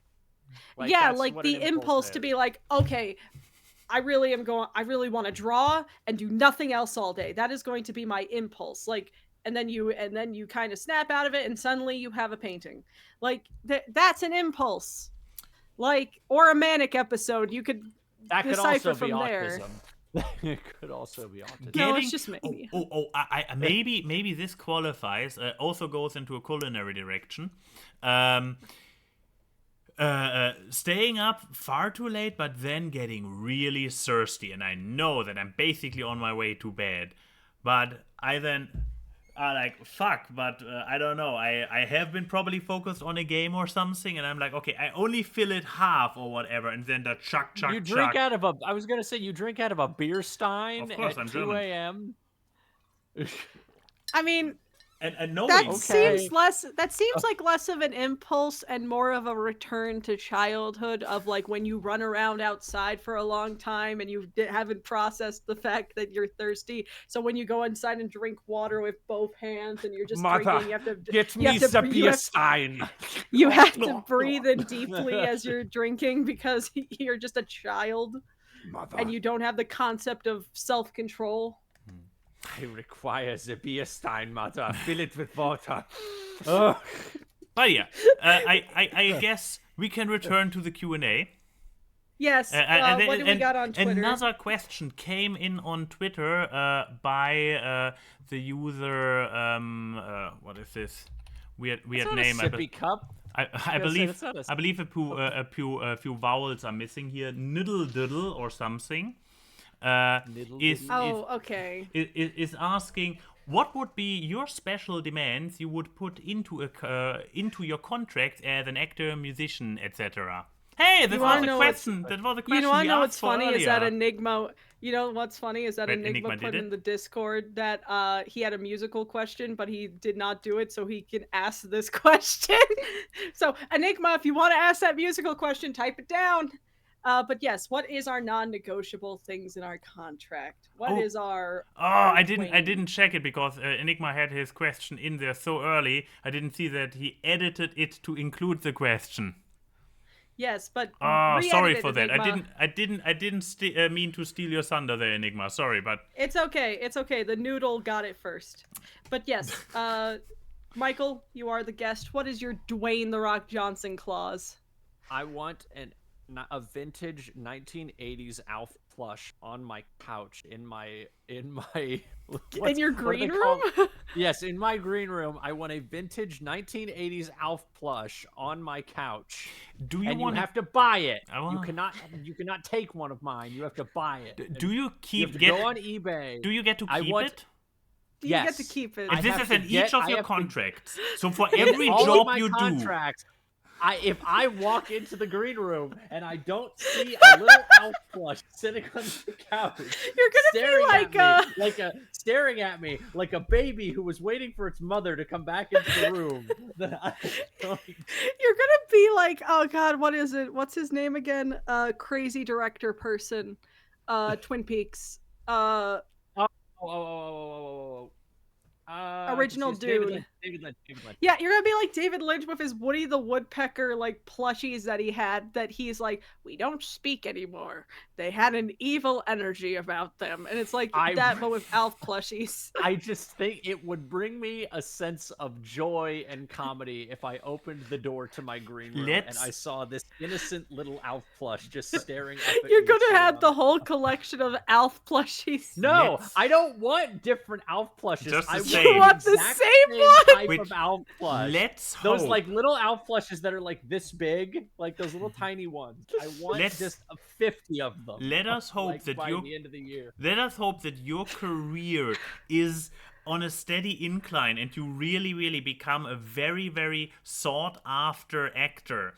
Because as the existing Alf plushies in the world get bought up by one of your hosts after another, they will become more and more expensive. That is the exact one I was looking for. That Chrissy. is the one that my sister owned. I have hugged this plushie before. I want, by the end of, like, if I ever get famous to the point where I have contracts, I want that Alf plush to be in my green room every time, and I want it to be a new one that they personally bought for me every single time. By the end of your career, those Alf plushies will go for tens of I thousands will on have eBay. literally every one Exactly. ever made in my life. So to the artists who are going to draw his persona, you now know what to do in the backdrop. Just a wall full of Alf plushies. Just a tiled wall. I need to rework my persona to be Melmacian now. This is so stupid. I don't think we could top that contract. No, That's I a just great- tried. No, we while you were can. thinking of this question, I tried to think, what is the stupidest thing I could think of? It is a fantastic thing, though. Also, we're gonna cause a shared experience with all the millennials in the chat, apparently, because this seems to be the Alf plushie everyone had. My cousin had this Alf plushie. It's or if they can't get me that one, I want the talking one, which was bigger than that one, and I want all of them to not have new batteries. So when I turn them on, it's just like. Okay, so Max, Yes. what's your non-negotiable thing? I mean, okay, first of all, yeah, hard to top. Then the next question is, do I want to go into a direction of where it's a sneaky thing, like with the green M&Ms, to make sure that they read my contract? Or do I actually want to go the Michael route and actually get something? Like, be like, if you want to have me on your show, I will not be used as a musician, so I guess as a guest or whatever. I want, but I don't think I have this kind of desire where I want to just become the sole owner of the existing items of X on the planet. What would I want? I mean, the thing is, I my first thought goes to food because I like food. But if I would have it every single time, like every single time I get a little Wagyu steak or something, then it would become old very quickly, and I would probably ruin Unless you don't it. get hired a lot. What was that? The one time I get hired, I actually get to eat. So what would I go for? Yeah, there. Oh, I have an You idea. can also ask for an Alf plush. No. Oh, to get the price No, up even it's more. you have to take his sister's Alf plush. No, I found something very on brand. I just want to have a ferret pit. So basically, like a little ball pit, but there is I knew this was going to there's be just your like answer. a dozen ferrets in it. Not more, because then they don't play nice with each other anymore. And of course, they need to be tamed, so they don't eat me literally alive. But this way that I can just lie down in there and have ferrets woozle all over me. Assuming that they are really tame and not start to eat my face.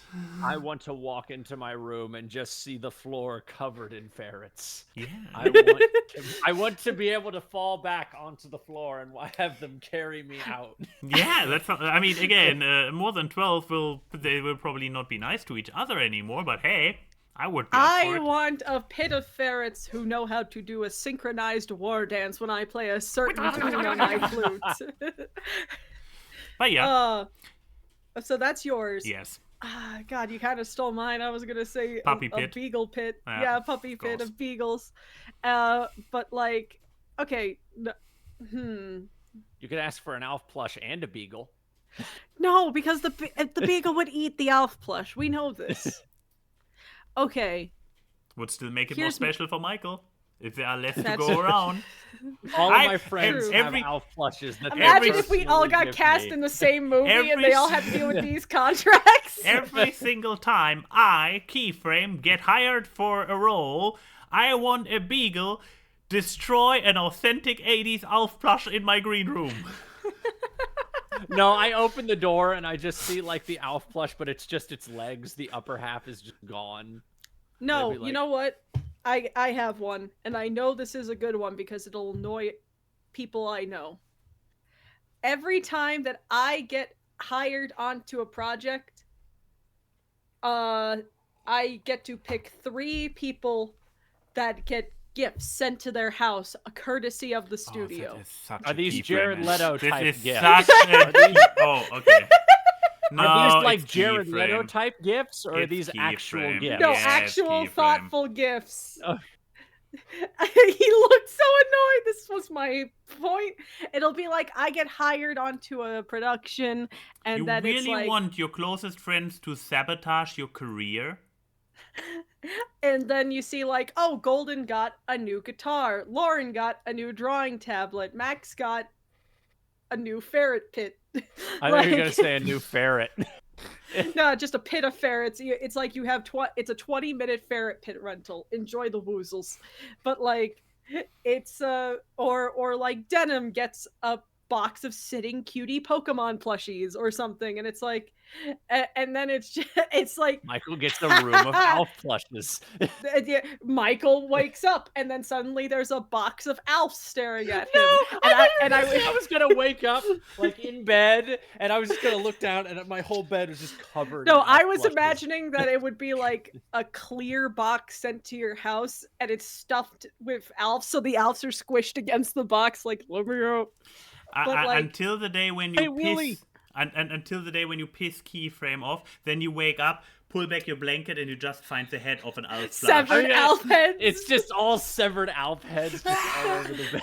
But no, that would be in my contract. And the best part is that I don't specify which 3 people get these gifts each production. They have So to go through your Discord contact list specifically. Or Yeah, like but I'm the one reverse who Amazon wish list.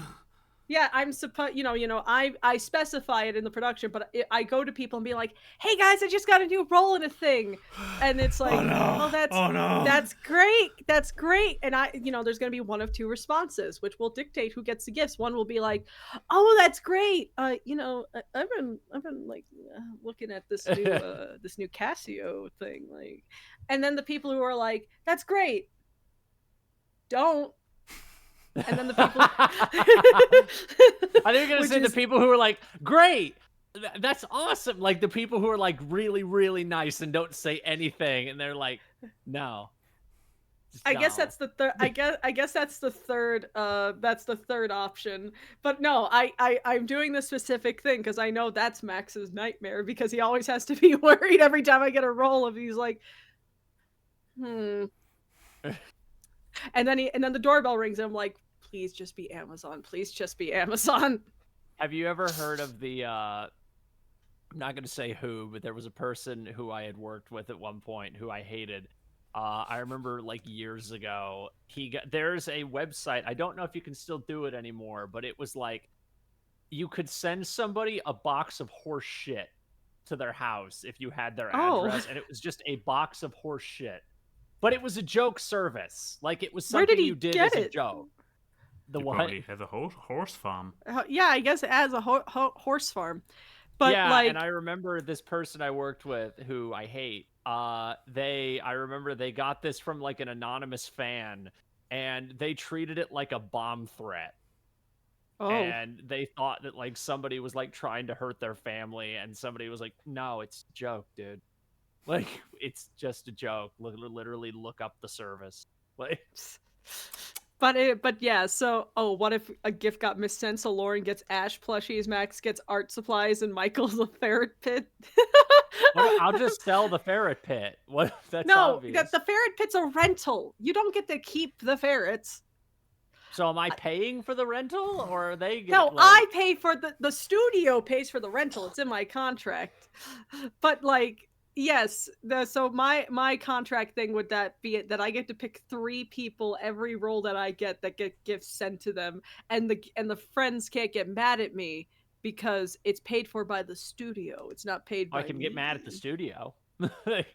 Yes. Again, it will just end up with your closest friend starting to sabotage your career so you don't get hired anymore.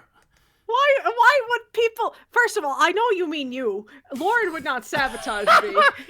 I'm not gonna blacklist Chrissy because she gets me a nice thing. You don't know One him. nice thing is not the problem.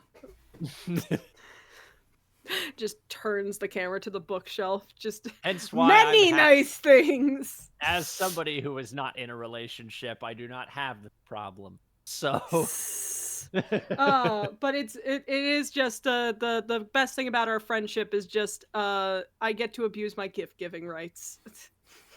I built this bookshelf brick by brick with my own money. I don't need Chrissy's help with this bookshelf.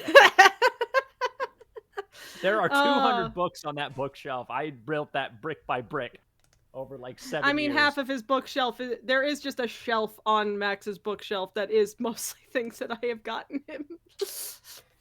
But yes, do we have anything else on Twitter? I do have another one, which is actually pretty devastating. Oh boy. Would you rather from J-Rock? Would you rather get stood up for your high school prom, or take the date you dreamt of to prom and have them leave with someone else? That is brutal. I didn't go to prom, so this Okay, doesn't apply to me. but put yourself into the position of like You're now back in high Exactly, school. you You're are a back in- teenager again. and No. Okay. What is the adult equivalent of a prom? You got 17 A wedding? again. Okay, no, I guess maybe. Okay, No, you got the perfect let's date just for say- a wedding. You got the What would perfect you date like? to take. You got the perfect +1 to a wedding. Your dream +1. Or like some kind of special event. I want to go 17 again. I want to go back in time. Okay, I want to fair. go back to Oh, teenagerdom. if I went back to high school, I want to be me mentally right now, back in high school, just so that I feels can like reset that feels shit. like it has unfortunate implications since you're going on a date with someone who is Oh mentally yeah, I a didn't think teenager. of it. No, I'm not you're saying in back the to date- being No, hormonal I'm not teenage saying- Michael. I'm not saying in the dating sense. I am saying in the sense of if I could redo my high school life, I would have my brain now. But so this I is can actually... not the question. Also, you're This is not the sabotaging yourself. question. Old The people question- brains like ours take knowledge hard, Okay. worth So it I learning. Also, am- we would I just am- not be. I am also. I am autistically naive 17-year-old Michael again. Yes. So, and you Okay. have your crush, your absolute dream person at the high school, and the question now is, would you rather, and they apparently agree to be a prom date, would you rather have them stand you up? What is the present tense of it? Would you rather them stand you up or have the They person of your dreams go with you with there. someone else? No, Or they go and with then you leave there, with but someone. leave with someone else. Exactly. Yeah. And then what was the first option? Just not going to prom? They or... don't come. They stand you up. Okay, so one ghosts you, the other they come with you and leave with another They person. are both pretty brutal.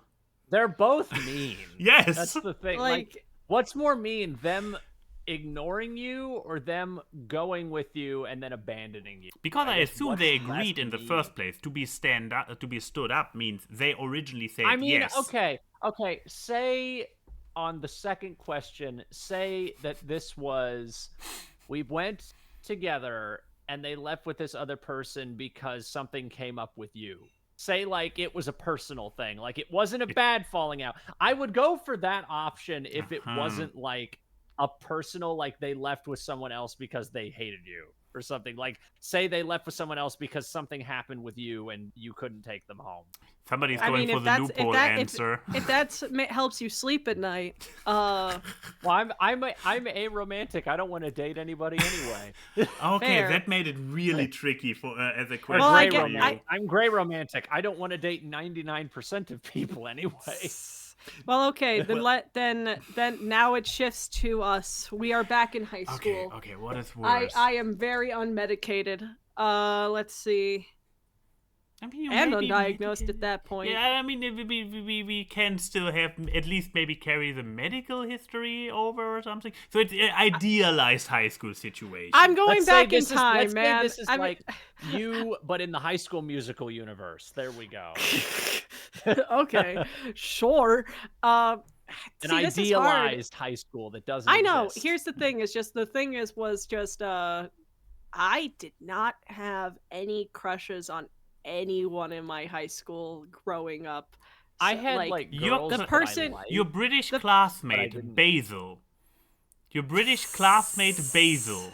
You asked. Basil? Yes. like Basil, Basil. Like, Basil, on Baker Basil, Street? Basil? exactly this one. Yeah, but So I you- was just, Yeah. yeah. It's just a thing of like the person who I was infatuated with was not in that school, so it was just one of those things where I was like, But okay, in an idealized world where like fucking David Tennant somehow was a Ooh. high school student. Ooh, I can see that.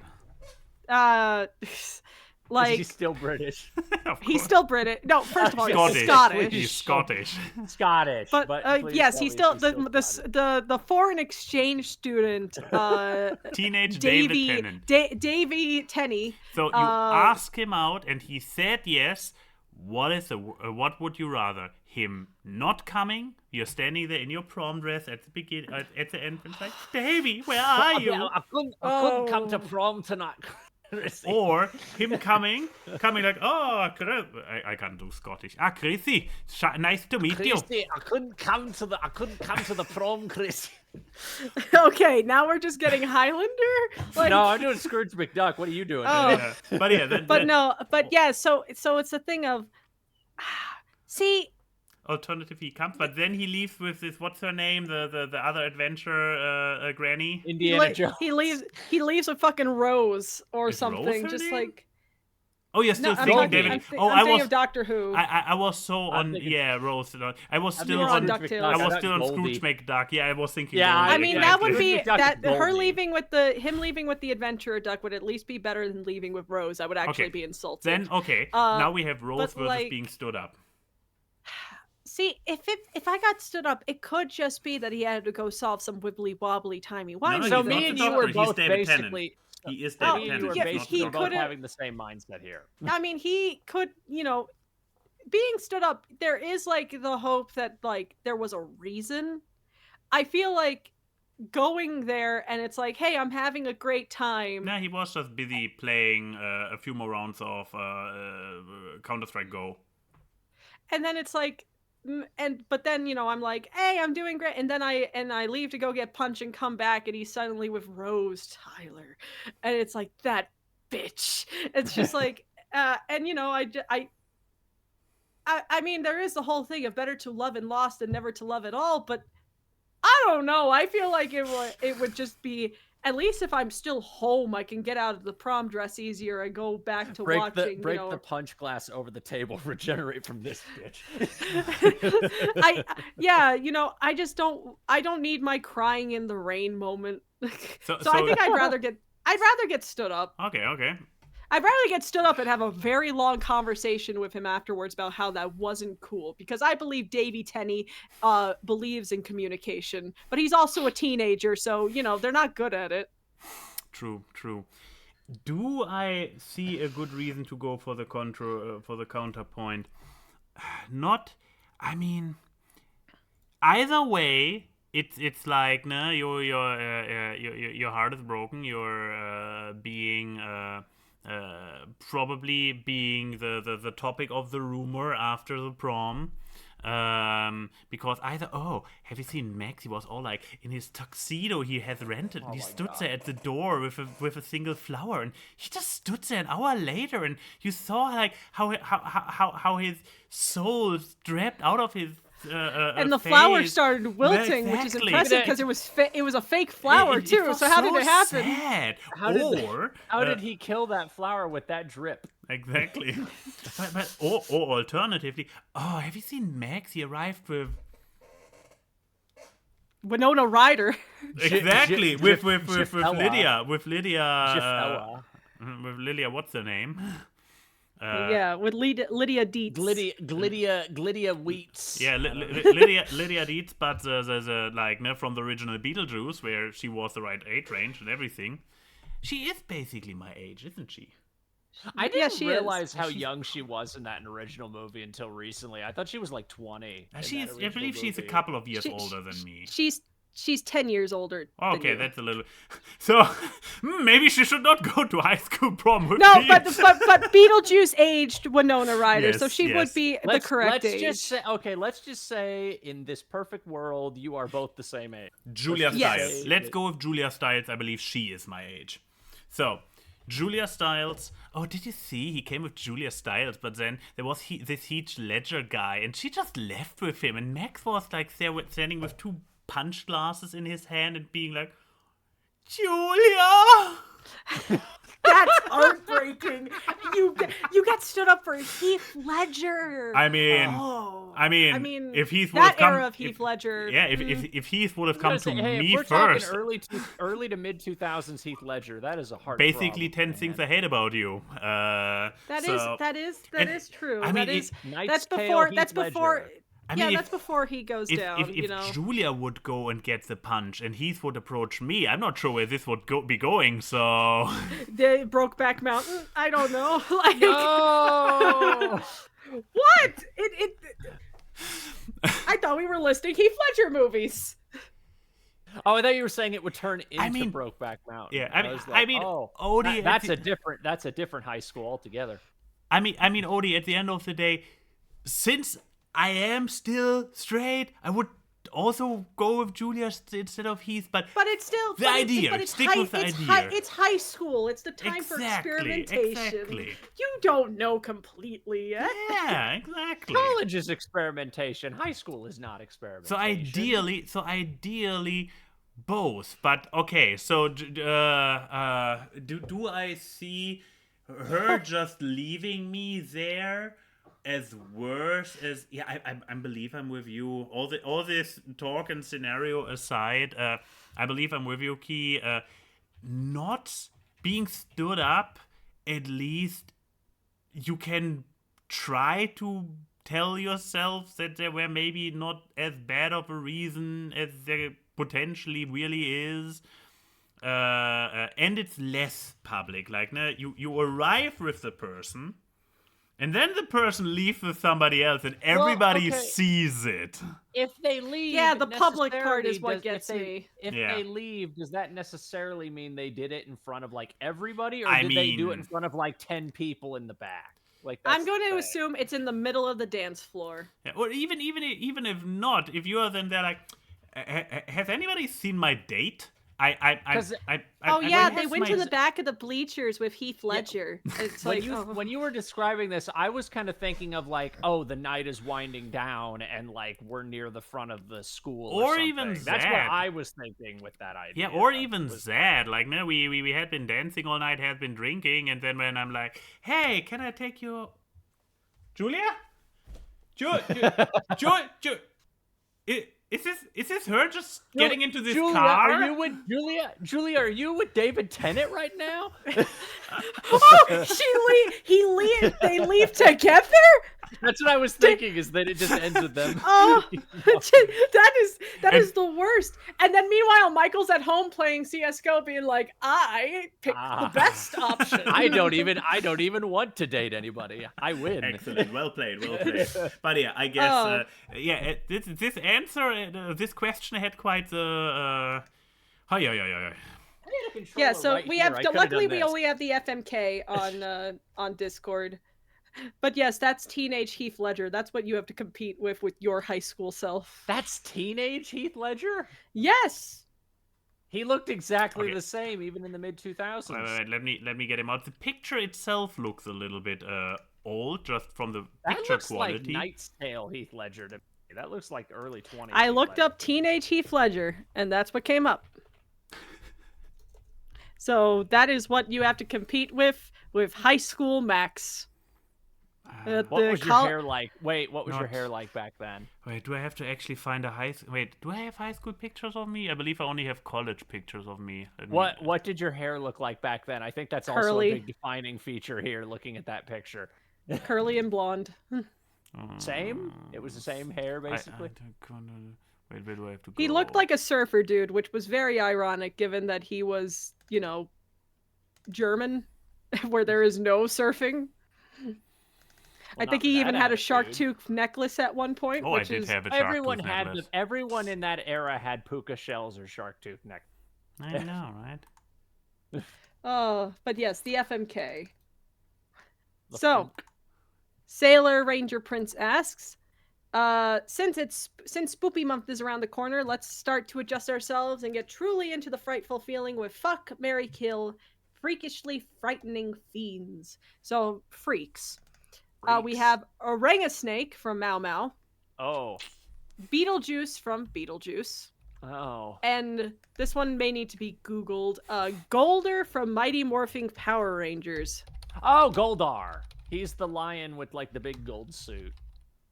And he sounds like Muscle Man from regular show. Oh, that one. Yeah, okay. He sounds exactly. Now, if you see that, now imagine. You know who else? It's the exact same voice. I'm not even kidding. It is beat for beat that voice. Oh, attractive. I like Fidel. What are these choices? Freaks. Apparently. Oh look! I have. This is college me, so it doesn't count completely. Sorry, I was still on the. But like freshman in college, something like it. Wait, which year is this? This is from the year 2007.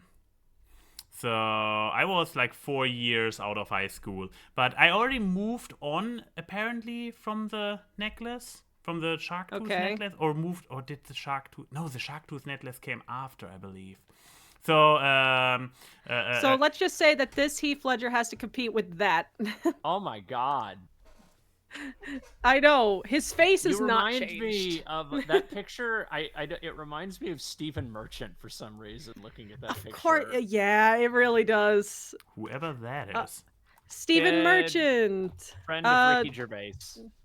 Yeah, the guy who he's he was Wheatley in Portal. Yeah. He's also like that is like actual high school me. Oh god. Look at that. Hello. Wait, no, this is still after high school. Jesus. 1 year after high school. Man, you wore so much black. I know. I had a literal black trench coat. I know. We've had this story about when you did your foreign exchange program, and it was like, is it okay for him to be the tall teenager wearing a black trench The coat tall in guy this time? in like all black. In all black.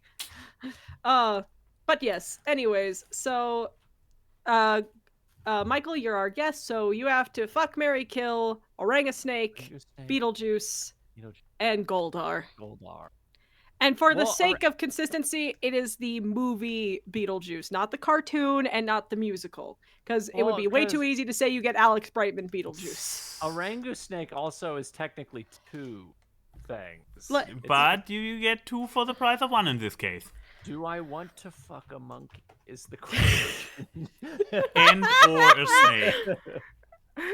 I'm sorry, that was just, I've never, the genuine like, do I want to, really got to me. I mean, we already revealed that you do in fact have a fursona, so let's say that if you did decide to do Congress with Orangasnake, he keeps himself in the full like fusion form. He's not obviously separating for this thing. You do Congress with Orangutansnake. Yes. Sexual Congress. Okay. Okay, Beetlejuice and Goldar? Yes. Fuck, marry, kill. I don't like any of these options because one is an animal, one is a dead guy, and one of them is also kind of an animal. Yes, but they all have the sentience of a human, so... The problem with Goldar is, do I really want to listen to, oh yeah, do I want to listen to that the whole time? Well, you still have marrying and killing, too, so... Do I want to at my wedding hear, I do? Do you? I mean, none of them have good... What's better? I do, or I'm gonna do you. Like, you know, that's which the thing. I don't like any of their voices like, for that. Okay, you don't need to talk. I am going to say marry Beetlejuice because I'm gonna be honest. I feel like he would probably be a fairly decent husband, given how he seems pretty weirdly committed to getting married. I feel like he would possibly be a pretty decent husband for the person he is. You can fix him. Or you can get worse. Or you can get worse with him. I'm gonna say, because he is weirdly obsessed with getting married, so I feel like he would honestly be a fairly decent husband. It's a green card marriage. Yeah. Okay, so fuck. Okay, so that's the marry. Kill. I have to really think with that. Kill. I'm gonna kill Goldar because I really don't want to hear. Oh yeah. Instead, what is orangutan's voice again? Orangutan is also quite of. Orangutansnake is the creator of Metalocalypse, isn't it? No, that's Brendan Small. But Orangutansnake is the voice of Monarch on Venture Brothers. Monarch. I couldn't remember if it was Venture Brothers or Metalocalypse. It's Venture Brothers, yeah. I guess I'd fuck Orangutansnake if he's in the fusion suit because I don't want to. And I feel an orangutan's butthole. I don't want that. So I mean, it's either you top or you bottom with Orangutansnake. I'm a top, so I guess I'm a switch, but I guess I'll top. There you go. And hey, maybe when you're in Congress, Mau Mau will come in and save you from the situation. Congress, it's weird. What? It's a funny term. Coitus. But yes. So Max went last the last time we had an FMK, so that means I go last this time. So it's your turn, Max.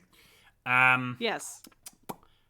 Yeah, too bad. Okay, then it's okay. Yeah, no, I have my answer. Pretty straightforward. So the Gorgar thingy, whatever.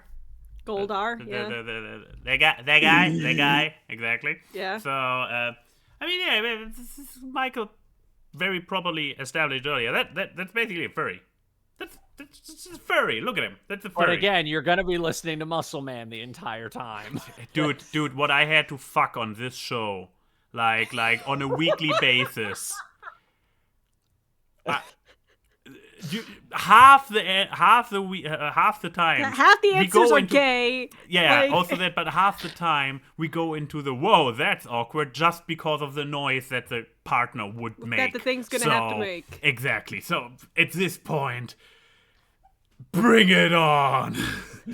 And I mean, you can do something that the Power Rangers always have to fight to do, which is Grow. top Make them. my monster grow. Oh my, what a catchphrase. But yeah, I gonna fuck that.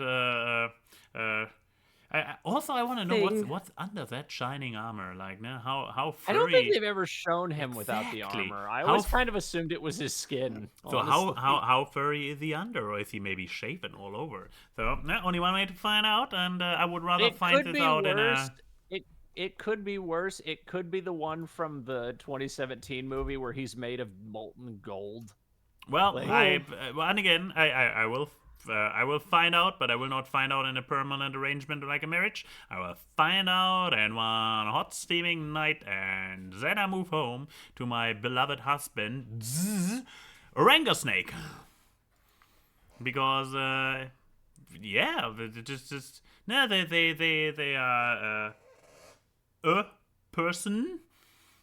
Or a conglomerate of people, of beings that they're having great dreams. Especially orangutan is a very kind being. You have to watch the show because orangutan actually reacts to everything that Snake is doing, and he usually most of the time he has a very like happy, relaxed smile. So there's a very gentle person there. So you actually did well with your fuck. And Snake is an ambitious guy. He's a leader of an entire pirate crew. That is like, hey, nah? That's husband material right there. Nah? A person with goals and making stuff and so on. So yeah, I can see that work out. And you got a built-in family right there with the different crew members, and also the that. fact that Boomerang Rat is kind of perceived as the kid. And half of them are cyborgs for some reason. Yeah, and then we have, of course, Beetlejuice, which I killed Beetlejuice. I mean, he will be back anyways. It's like, no, he dies frequently. So what does it even? No, he will be fine. He will get better. He will be better.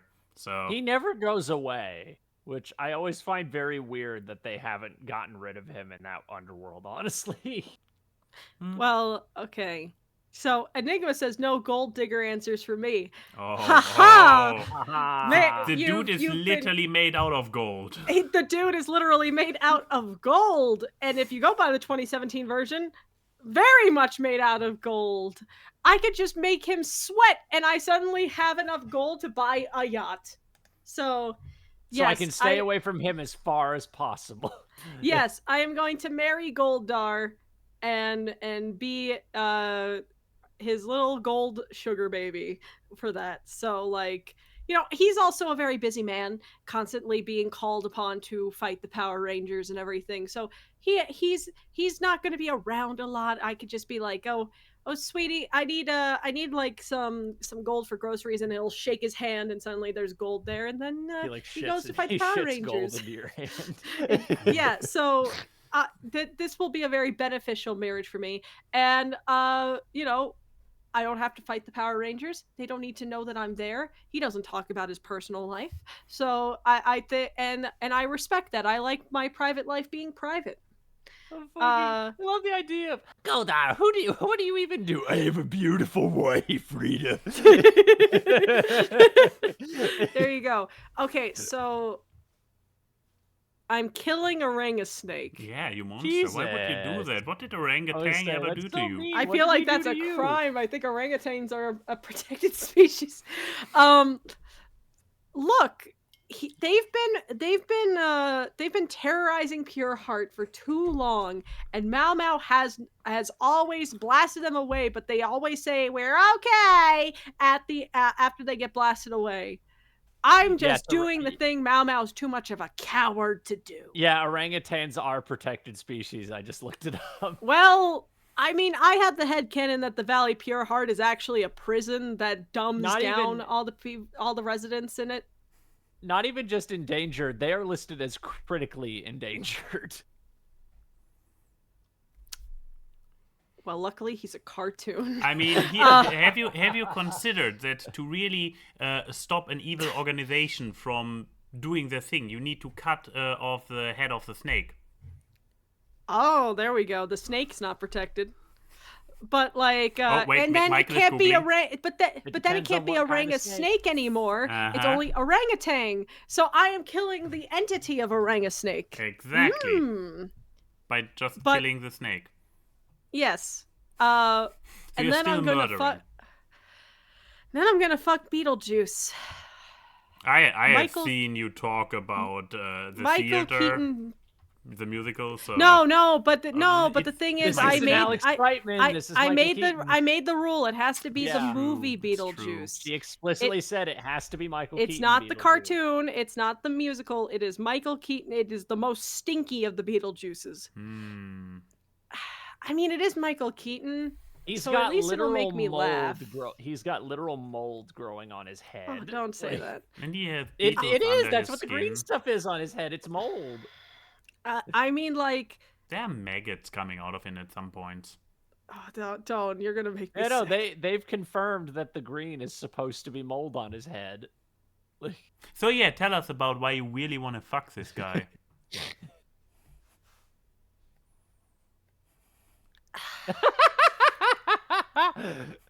Oh, may I list the ways? you could just pretend it's Alex Brightman the entire time. Put an Alex Brightman mask over his head. I mean, he also he could, depending on some interpretations, you know, he could spawn appendages, the things. He could turn his fingers into dildos. You don't know. Yeah, like it's a Tim Burton movie from the 80s. It could be Edward Dildo Hands. Who knows?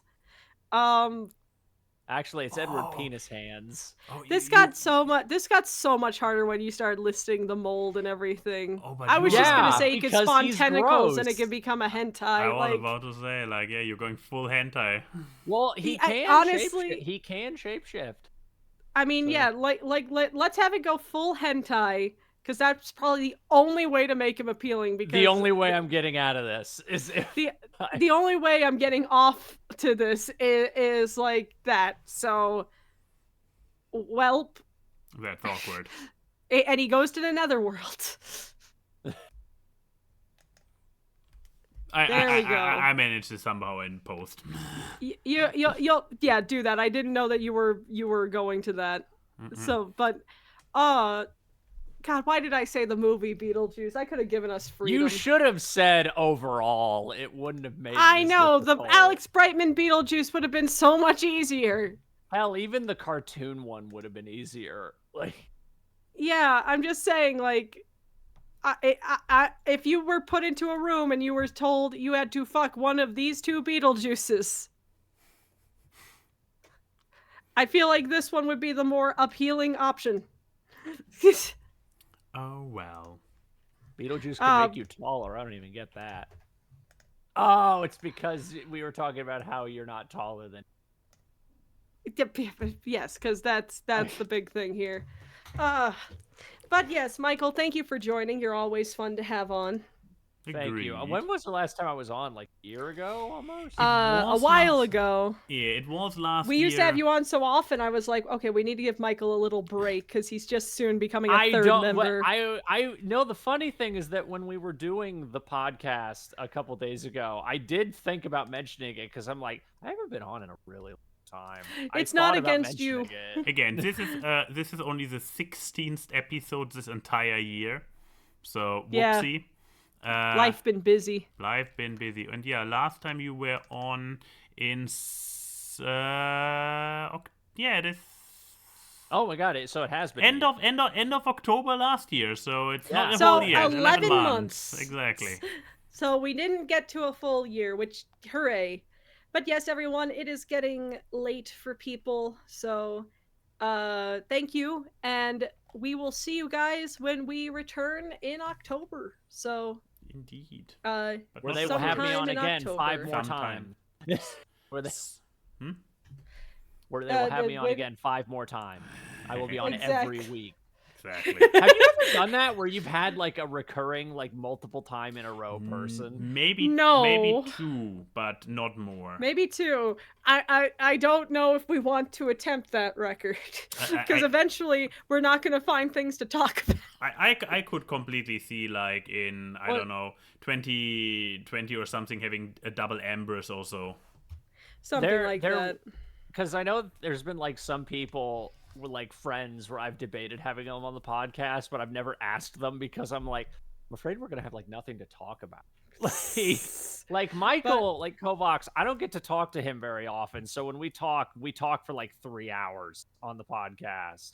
But that's But, what like, keeps this show fresh, is that we don't invite people often. So that's we what, can... like, I feel like if I had talked to Chrissy, I feel like we just wouldn't have a lot to talk about if we did the podcast together. No, you and I Like- know how to spin conversations. That's not going to be I feel like an issue. it wouldn't even be an interview at that point, though. I think it would just us be talking for 2 hours.